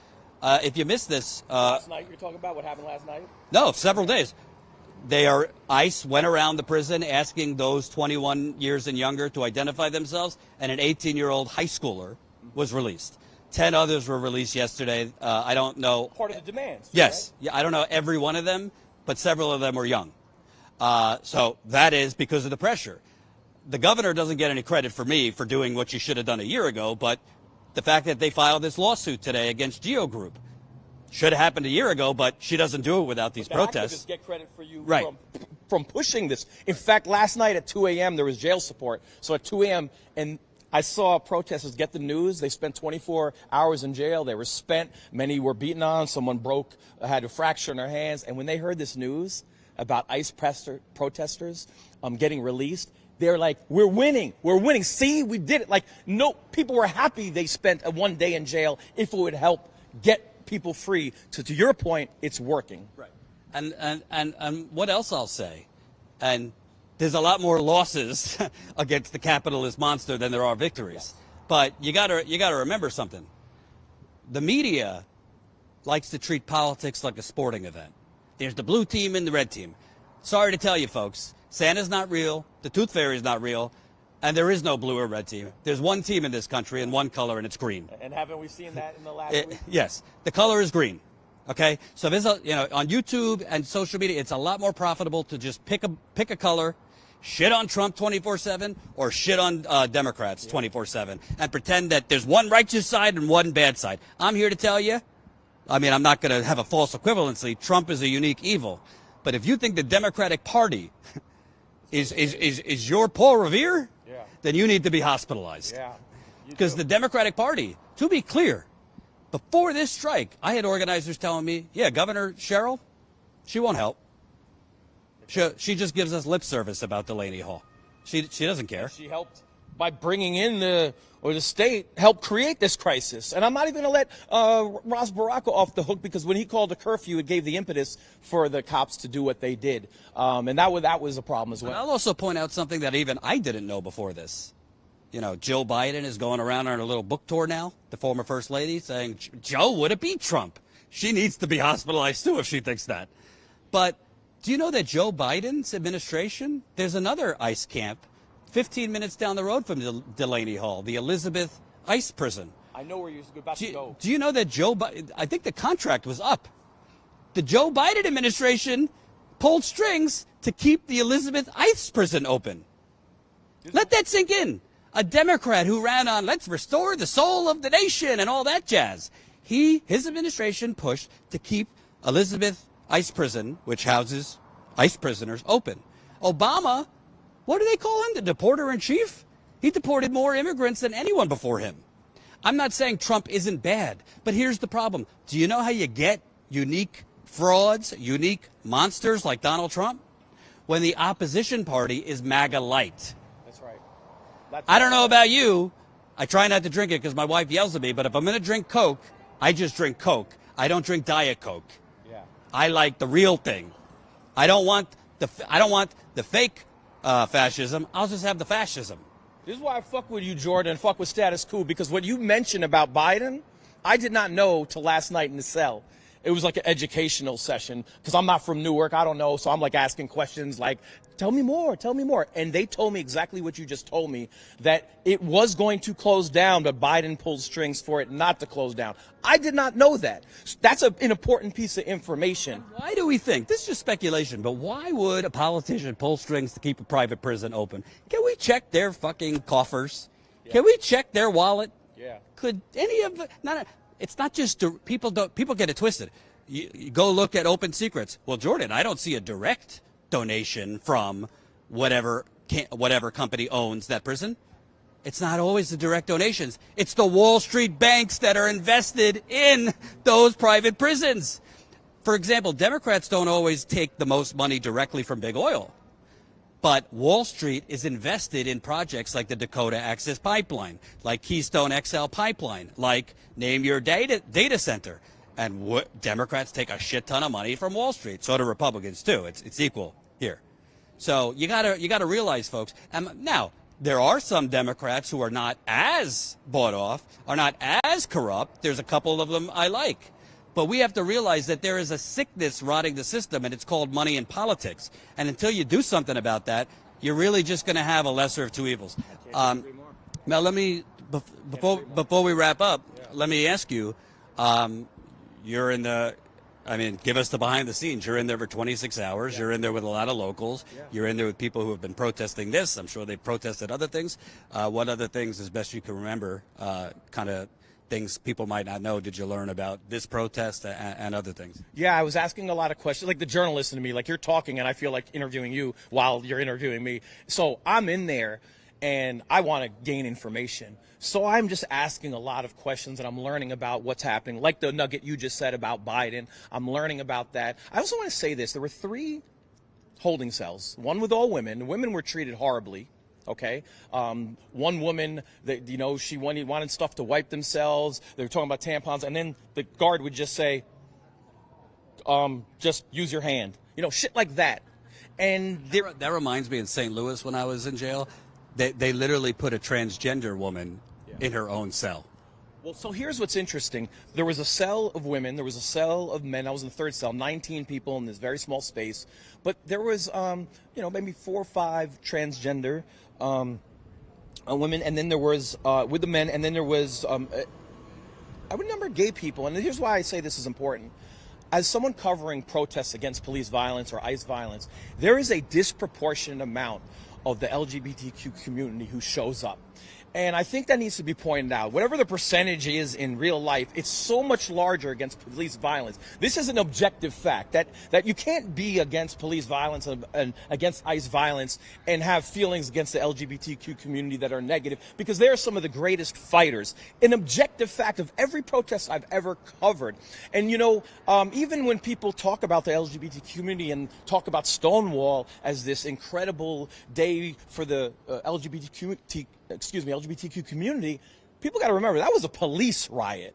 That was a police riot. And there's a relationship there, because prior to Stonewall, the cops would just go in and do what the fuck they wanted to the LGBTQ community. They would go to the gay bars, lesbian bars, and fuck with them and arrest them and beat them. And that came out of policing. And somewhere along the line, that gets lost. So there's this symbiotic relationship with the LGBTQ community and police violence, because they know what the fuck that is.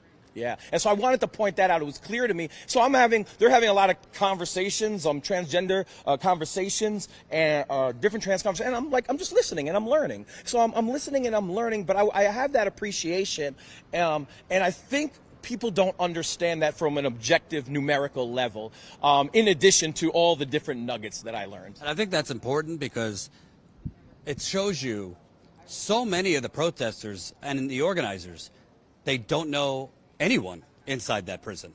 They don't have loved ones in there. They're just doing it because it's the right thing to do. Whether it's LGBTQ people, this is not really an LGBTQ issue, but they're out there because it's the right thing to do. We could go down the list. Whoever you're fighting with, I'm going to fight with you. And I think sometimes we think about division. So, for instance, I'm not religious. I'm actually lazy. When you speak, I want to go to church.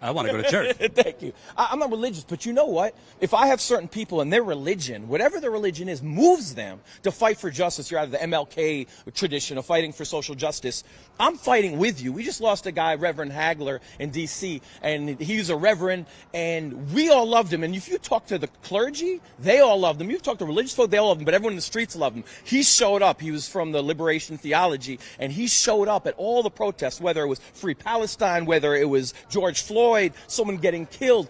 And on the lead up to Charlottesville, he opened his church for organizers to organize for Charlottesville and go down. And if they had 300, we had 3,000. He opened up his church for that. So what I am saying is that if your religion motivates you to be out here, if your sexual orientation motivates you to be out here, whatever motivates you to be out here to fight for justice, we're fighting fucking together, because this shit is bigger than all those manufactured differences that they try to divide us.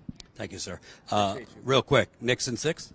Nixon 6. Let's do it. Nixon 6. I love Wemby, and we got to get it this year, right? Because Wemby and his 22, Stephon Castle's 21, Dylan Harper's 20. No, we're going to get some sports in here, bro. And not just politics. And they're going to run the shit. They're going to win like 10 straight years if Wemby don't get injured. So we got to get it now. My last question. How can I get my hair to look like John Farina? What product do you use, John Farina? Well, not a question, but a statement. Yeah.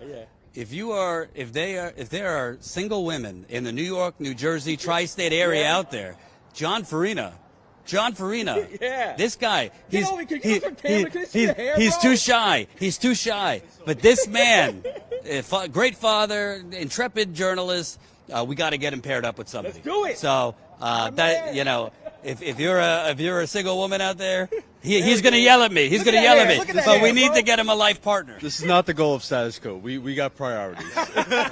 We could walk and chew gum. Thank you. Appreciate you. Thank definitely. you. All right. Hold on. So.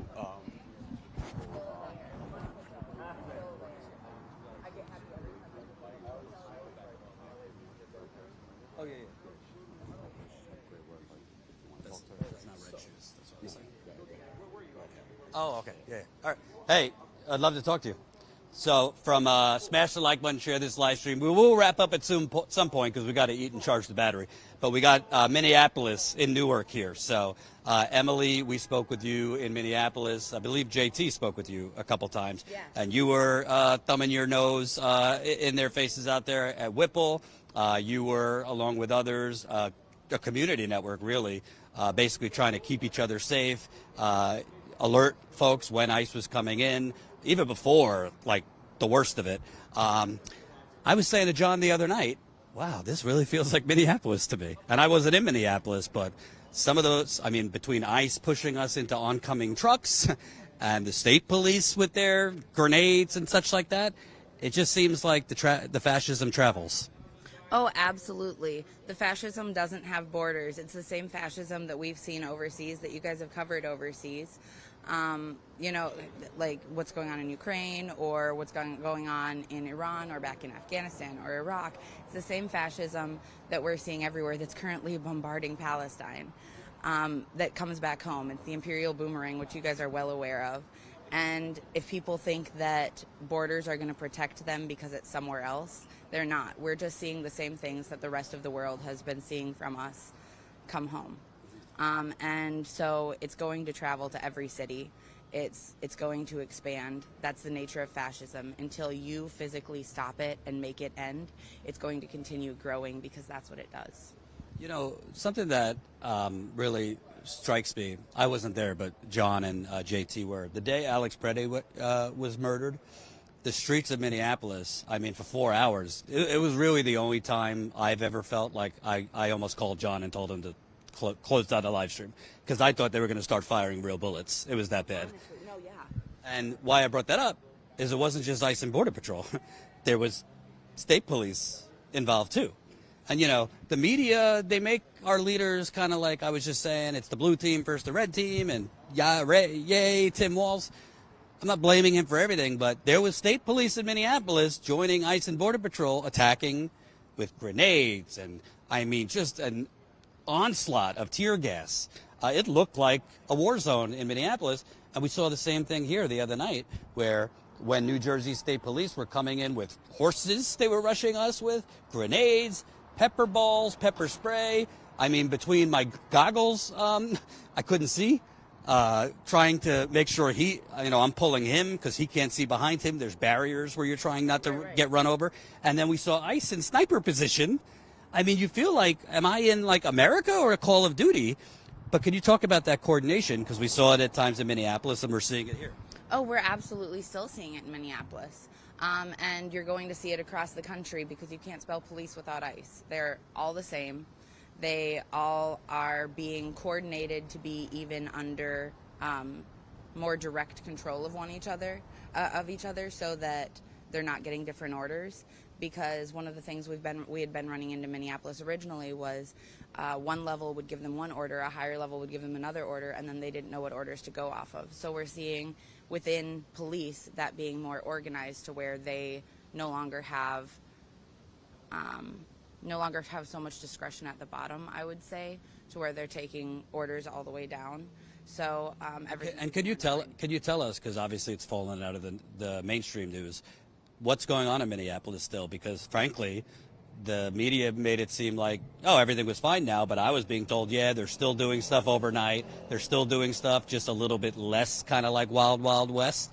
There's still people being abducted into Whipple, which, by the way, is on top of a former Native American concentration camp. That doesn't get enough attention, but the main ICE camp in Minneapolis is in Fort Snelling, where they literally kidnapped and murdered Native Americans in the 19th century, was it? Quick note. I believe there are still 3 Oglala Native Americans who, to my awareness, have not been returned. So tell us about Minneapolis now, a couple months after that. So Minneapolis now, a couple months after that, we really don't see ICE agents anymore, except as they leave Whipple in their vehicles, or we do see them out in the community, but if we have eyes on them, at this point, they don't make abductions. The PR was really, really bad for them. They understood that, and so they have switched to a model where they use other kinds of data to triangulate people and do kind of snatch and grabs, and so they do their best not to have commuters on them.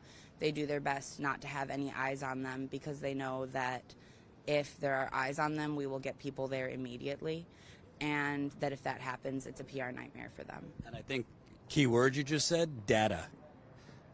We have, I don't know what's worse, the Wild Wild West war zone that happened in Minneapolis or the quiet kind of snatch and grab, because this is Palantir, Flock, all this surveillance state, which cell phone triangulation, which, by the way, both Democratic and Republican politicians are taking money from these surveillance companies. Talk about whatever you know about kind of the data that they're using. I'm sure it's facial recognition. They've done license plates. Yeah, they take pictures of all of our license plates. They have a fat file on me because every time they see any observer or any commuter that is obviously either taking plates or going to commute behind them, which is legal. You can follow any vehicle on a public road. They will just take out their picture, they'll take out their camera and just immediately go to like very obviously recording. They use it as intimidation. It's not going to scare us. You're the government. You're also tracking our license plates. You have flock cameras and everything else that are identifying us wherever we are. You have our cell phone data. So I don't know why they think the intimidation like that is going to work. But then on top of, you know, all of the different kinds of cameras that they have that use AI, which is a whole nother issue in and of itself, to identify us, they also have the power to use cell phone data and triangulate people's locations so that once they have a target of someone that they want to abduct, they can know exactly like down where they are, and they can go around with stingrays in their vehicles and be able to identify where these phones are. So this kind of sounds to me like Blackwater / Black Ops. You know, Jeremy Scahill, the great reporter, reported years ago about the off-books kind of paramilitary troops that weren't part of the U.S. military. It kind of sounds like that to me, just it sounds like that on domestic grounds, just not internationally. It's here. Oh, 100%. I mean, we're seeing a point where police are not responding to people who even appear to be ICE agents, like breaking into people's homes and doing things, because they're not willing to take on the police. And so it gives everyone, not just this crazy paramilitary who already has too much power, but anyone who feels like they want to go abuse these people who are already vulnerable, the power to do so, because they're just out here in plain clothes, wearing masks, in unmarked vehicles. So who's to say who is even a federal agent and who is just someone enacting their own will? And Vigilante. Exactly, and there's plenty of those. We're getting reports of it, but police aren't responding at the time because it sounds like ICE agents. Like how is this a thing that's happening? Well, literally the other day, our colleague Will, when Proud Boys came up here for their little photo op on Saturday, Will just asked them a very simple question: are any of you ICE agents? And they refused to answer. I'm pretty sure they can't know for sure, but I'm pretty sure they would want to say no and they wouldn't. His words, pretty ominous, said Proud Boys is everywhere. So honestly, I'm looking at some of these ICE agents. What I see, in some cases, I see people that literally look like they're in high school. Yes. They look very young. Very young boys. Okay, so it's very sick. So even right after Renee Good's murder, they would come out and like make heart hands at us at the Whipple or blow kisses at us, and and I'm like, you beat people with those hands, like cracked any skulls with those hands today? What are you doing? But it's literally like these baby faces who are doing that, and it just blew my mind because I'm like, these kids should still be in school somewhere, or should be, I don't know, doing something other than kidnapping people. And then someone was telling me the other day that there's essentially like an ROTC program down in Texas now for ICE, where they are training primarily like brown people to abduct people. It's kind of like a circular circle of capitalism, because this is how they target people to join the military. You're broke, you come from a poor family, there's not a lot of jobs. You're doing the right thing. Right. So now they're targeting black and brown people to join ICE to abduct black and brown people. I mean, in this dystopian data center AI hellscape we're living in. And to be clear, I mean, ICE existed before Trump. Obama deported immigrants, the most immigrants of any president before Trump.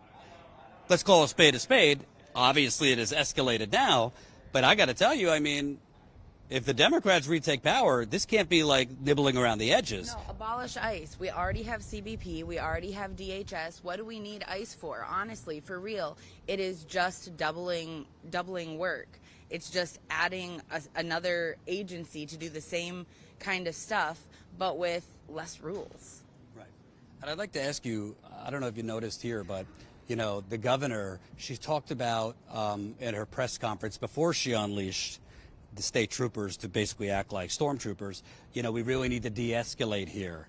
And I don't want, her words, I don't want to give Donald Trump a pretext to escalate further here. Most people looking at that are saying she's afraid Trump is going to make Newark or New Jersey Minneapolis. Well, is the answer to back down from a fascist? So he doesn't.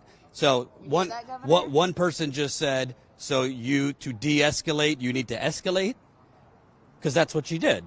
To quote unquote de-escalate, she escalated. And I want to make something clear, because I don't think the media, well, I know the media doesn't say this. It's very possible somebody could have died over the last few days. It's very miraculous. Nobody has died. Literally for days, the governor did nothing as ICE agents were rushing densely packed crowds of protesters into 18-wheeler trucks. We got footage of I don't want to get it wrong, I don't know their gender, but somebody's foot was run over by an 18-wheeler and their leg were bent.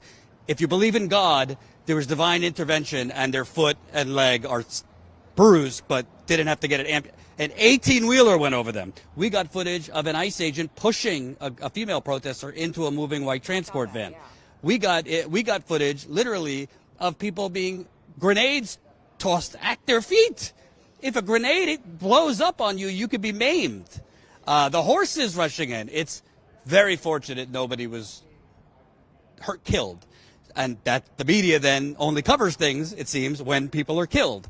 So it's just, to me, it just seems like a Democrat is basically going to try and crush a protest with force so that the president doesn't make Jersey, Minneapolis.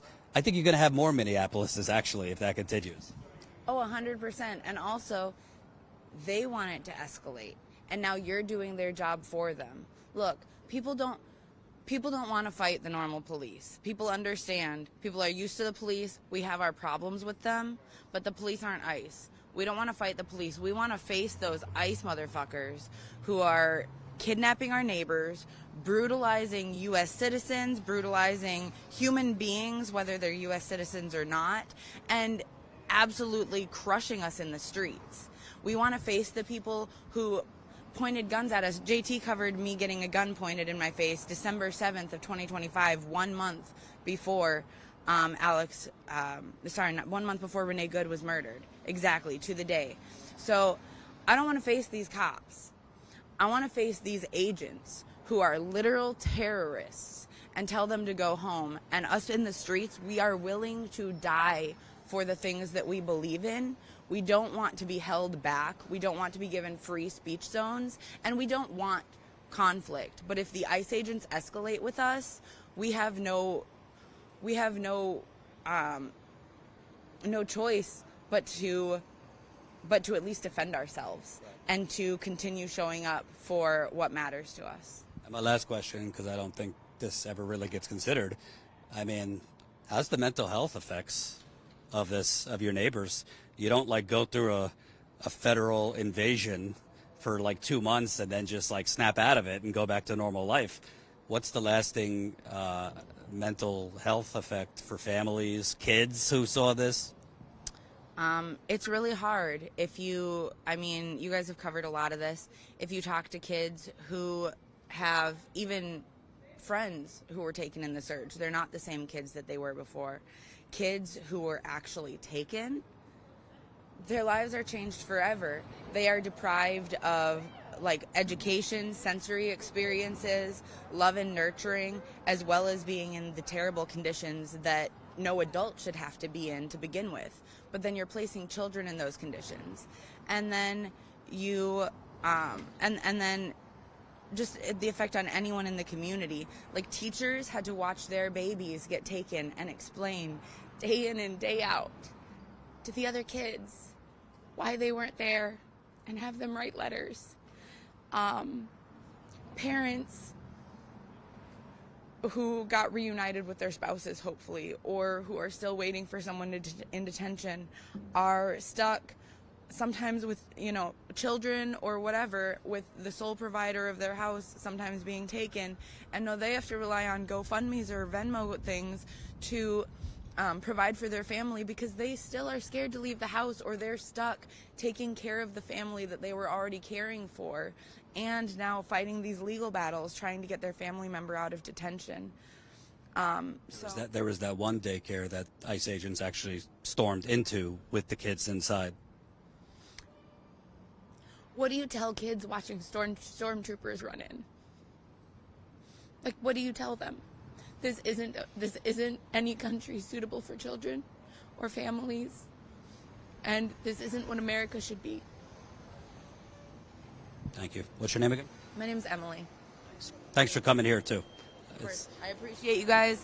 I was telling John last night, you guys have no idea how important you guys are. You really help us a lot. You help us keep our people safe, and we appreciate that. Thank you. Appreciate it. Before you wrap,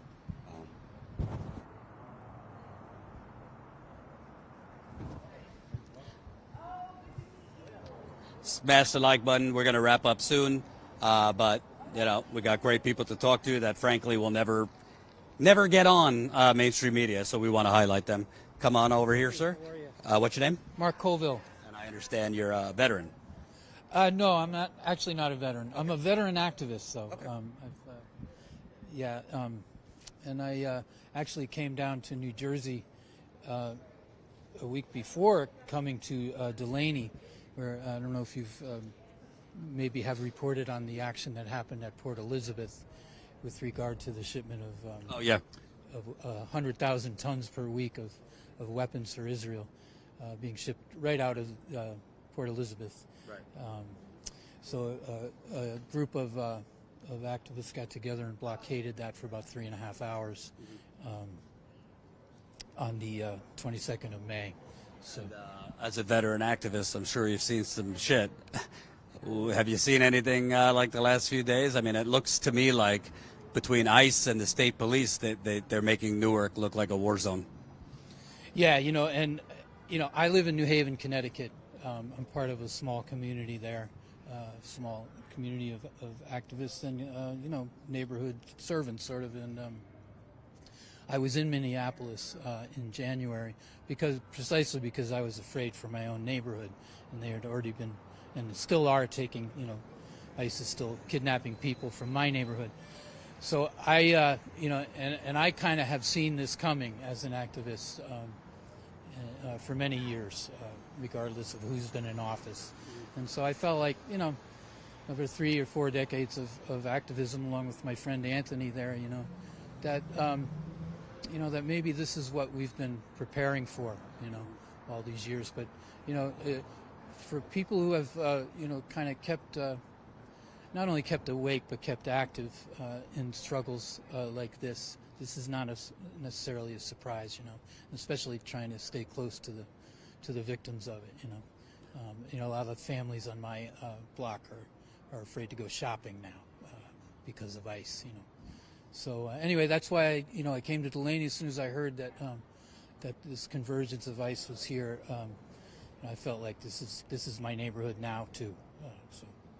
My last question for you, I'm hearing earlier today, I was speaking with some organizers, and they were basically telling me, essentially, you have all these very sick people inside that prison. I call it a camp. Some have kidney issues that they need immediate hospitalization, others colon issues, stomach, potential sepsis, others severe mental health problems, hallucinations. Others walked into the prison as a type 2 diabetic and now are a type 1 after a month or two, blood sugar dropping. And Geo Group, the for-profit prison operator that made $254 million in profit last year, won't send them to the hospital because they don't want to pay for it. And they tell ICE, you pay for it, and it's this hot potato game. ICE doesn't want to pay for it. Mm-hmm.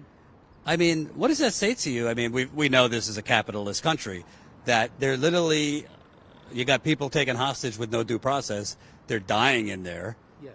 And the hostage takers won't foot the bill for their medical care. They're suffering all of the kinds of injustices and violence that most of us, especially white people, grew up just assuming was our God-given right be protected from. And for those of, I guess what I really want to say is anybody out there who is still delusional enough to support ICE, masked thug police with impunity, kidnapping people off the street, anybody who's still under the delusion of supporting that, the deepest of delusions is the idea that that violence is not meant for you. It's meant for all of us. What they're doing in Delaney right now is exactly the program that's going to be imposed, that they're busily imposing, on all of our communities. Okay, understand that now, and have the courage to get out and stand against it, because there's a lot of people standing with you. Okay. Thanks, Mark. Appreciate it. Thank you. You just got back from Palestine. Oh, you just got. Oh, I didn't know that. You just got back from Palestine. Yeah. So it's very connected. Yeah. All right. Before we wrap up, I want to give you a couple updates that I wasn't able to get through at the beginning of this. Remember, smash the like button. I think we've been live for 1, 2, 3, almost 3 hours. So if you appreciate this, please support us. We need more support. This is day 12. We've been on the ground. It's expensive. Just streaming this much, I don't want to bore you with the details, just to live stream every month, it costs us $1,000 when we don't go over our data plan. We are way over our data plan in May, and probably already this month, because we've been streaming. And one day we streamed 6 hours, 17 minutes. Another was 4.5 hours. Like, we're going to get a fat fucking bill for thousands of dollars just for being live. And I'll tell you, some of the time I'm like, all right, we need to wrap because this bill, but like, we can't wrap. We have to show you this stuff. We have to show you the fascist attack. And we're trying to do our best to show you both, right? Keep the focus on this state and ICE terrorism on protesters, but also keep the focus on what's going on inside. So let me tell you about that. And please, if you haven't signed up yet, I am not beyond begging the proletariat. I will beg you. I will not beg corporate America. Statuscoup.com/join. There's got to be something. If you look at your expenses, got to be something you spend $5 on a month you don't need. Or maybe you even forgot you even had it. How many of you have subscriptions you forgot you had? Right? Statuscoup.com/join. You could support this living, breathing, on-the-ground journalism for 16 cents a day. That's what $5 a month is. Statuscoup.com/join. We do monthly members calls with our members. We're not doing it right now. We're a little busy. But once things settle down, we'll be doing a video call with our members. We do behind-the-scenes videos for our members. You get merchandise discounts as a member, so there's a lot of good stuff. All right, so give you a couple updates before we wrap up here. If I could find it on my phone.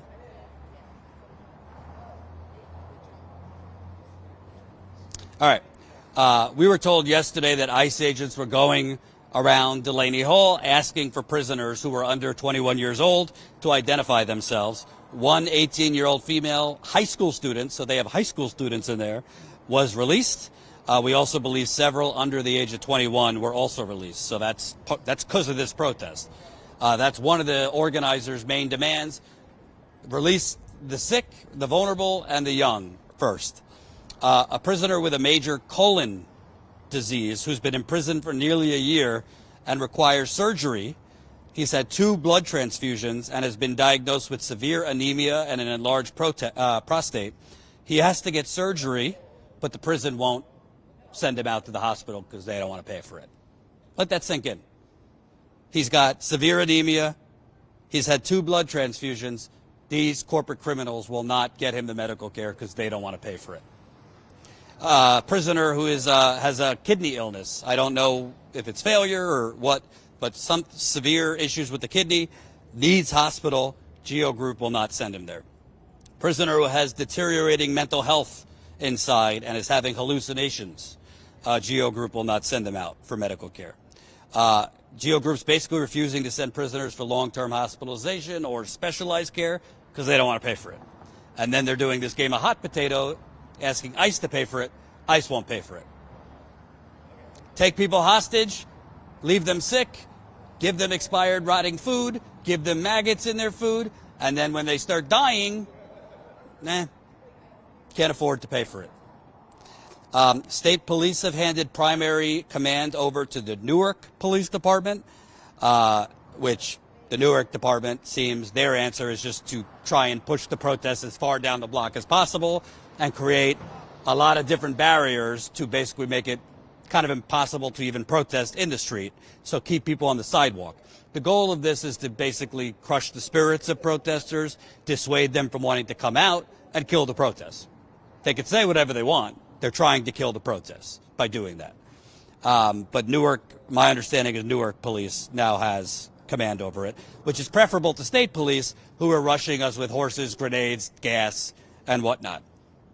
The mayor of Newark declared a 9 p.m. to 6 a.m. curfew until further notice, but he said this morning he hopes to lift the curfew Tuesday or Wednesday. How kind of him. He also wants to restore pedestrian access to the front of Delaney Hall. A protester messaged us. I want to read this to you. Thank you for standing up for all our rights. You're the reason that the press got to stay where they did, and we're able to continue to see what is happening. You're an inspiration to someone who wants to be in your line of work. Thank you again. I've contacted police non-emergency, press office, public information, the governor's office, a sheriff with Newark Police, and the state police. Not a single one of the people I've talked to have been able to tell me where the line is drawn for protesters being arrested. Not one person could tell me if the half mile is just a lie or it's the police barricades or what. Not a single bit of fucking coordination or communication between these fucking morons. This is his words. The best answer I got was there's special units on the scene that could have that answer if you're in person. I already told you about the FBI and Homeland Security basically ransacking a mutual aid tent meant for donations.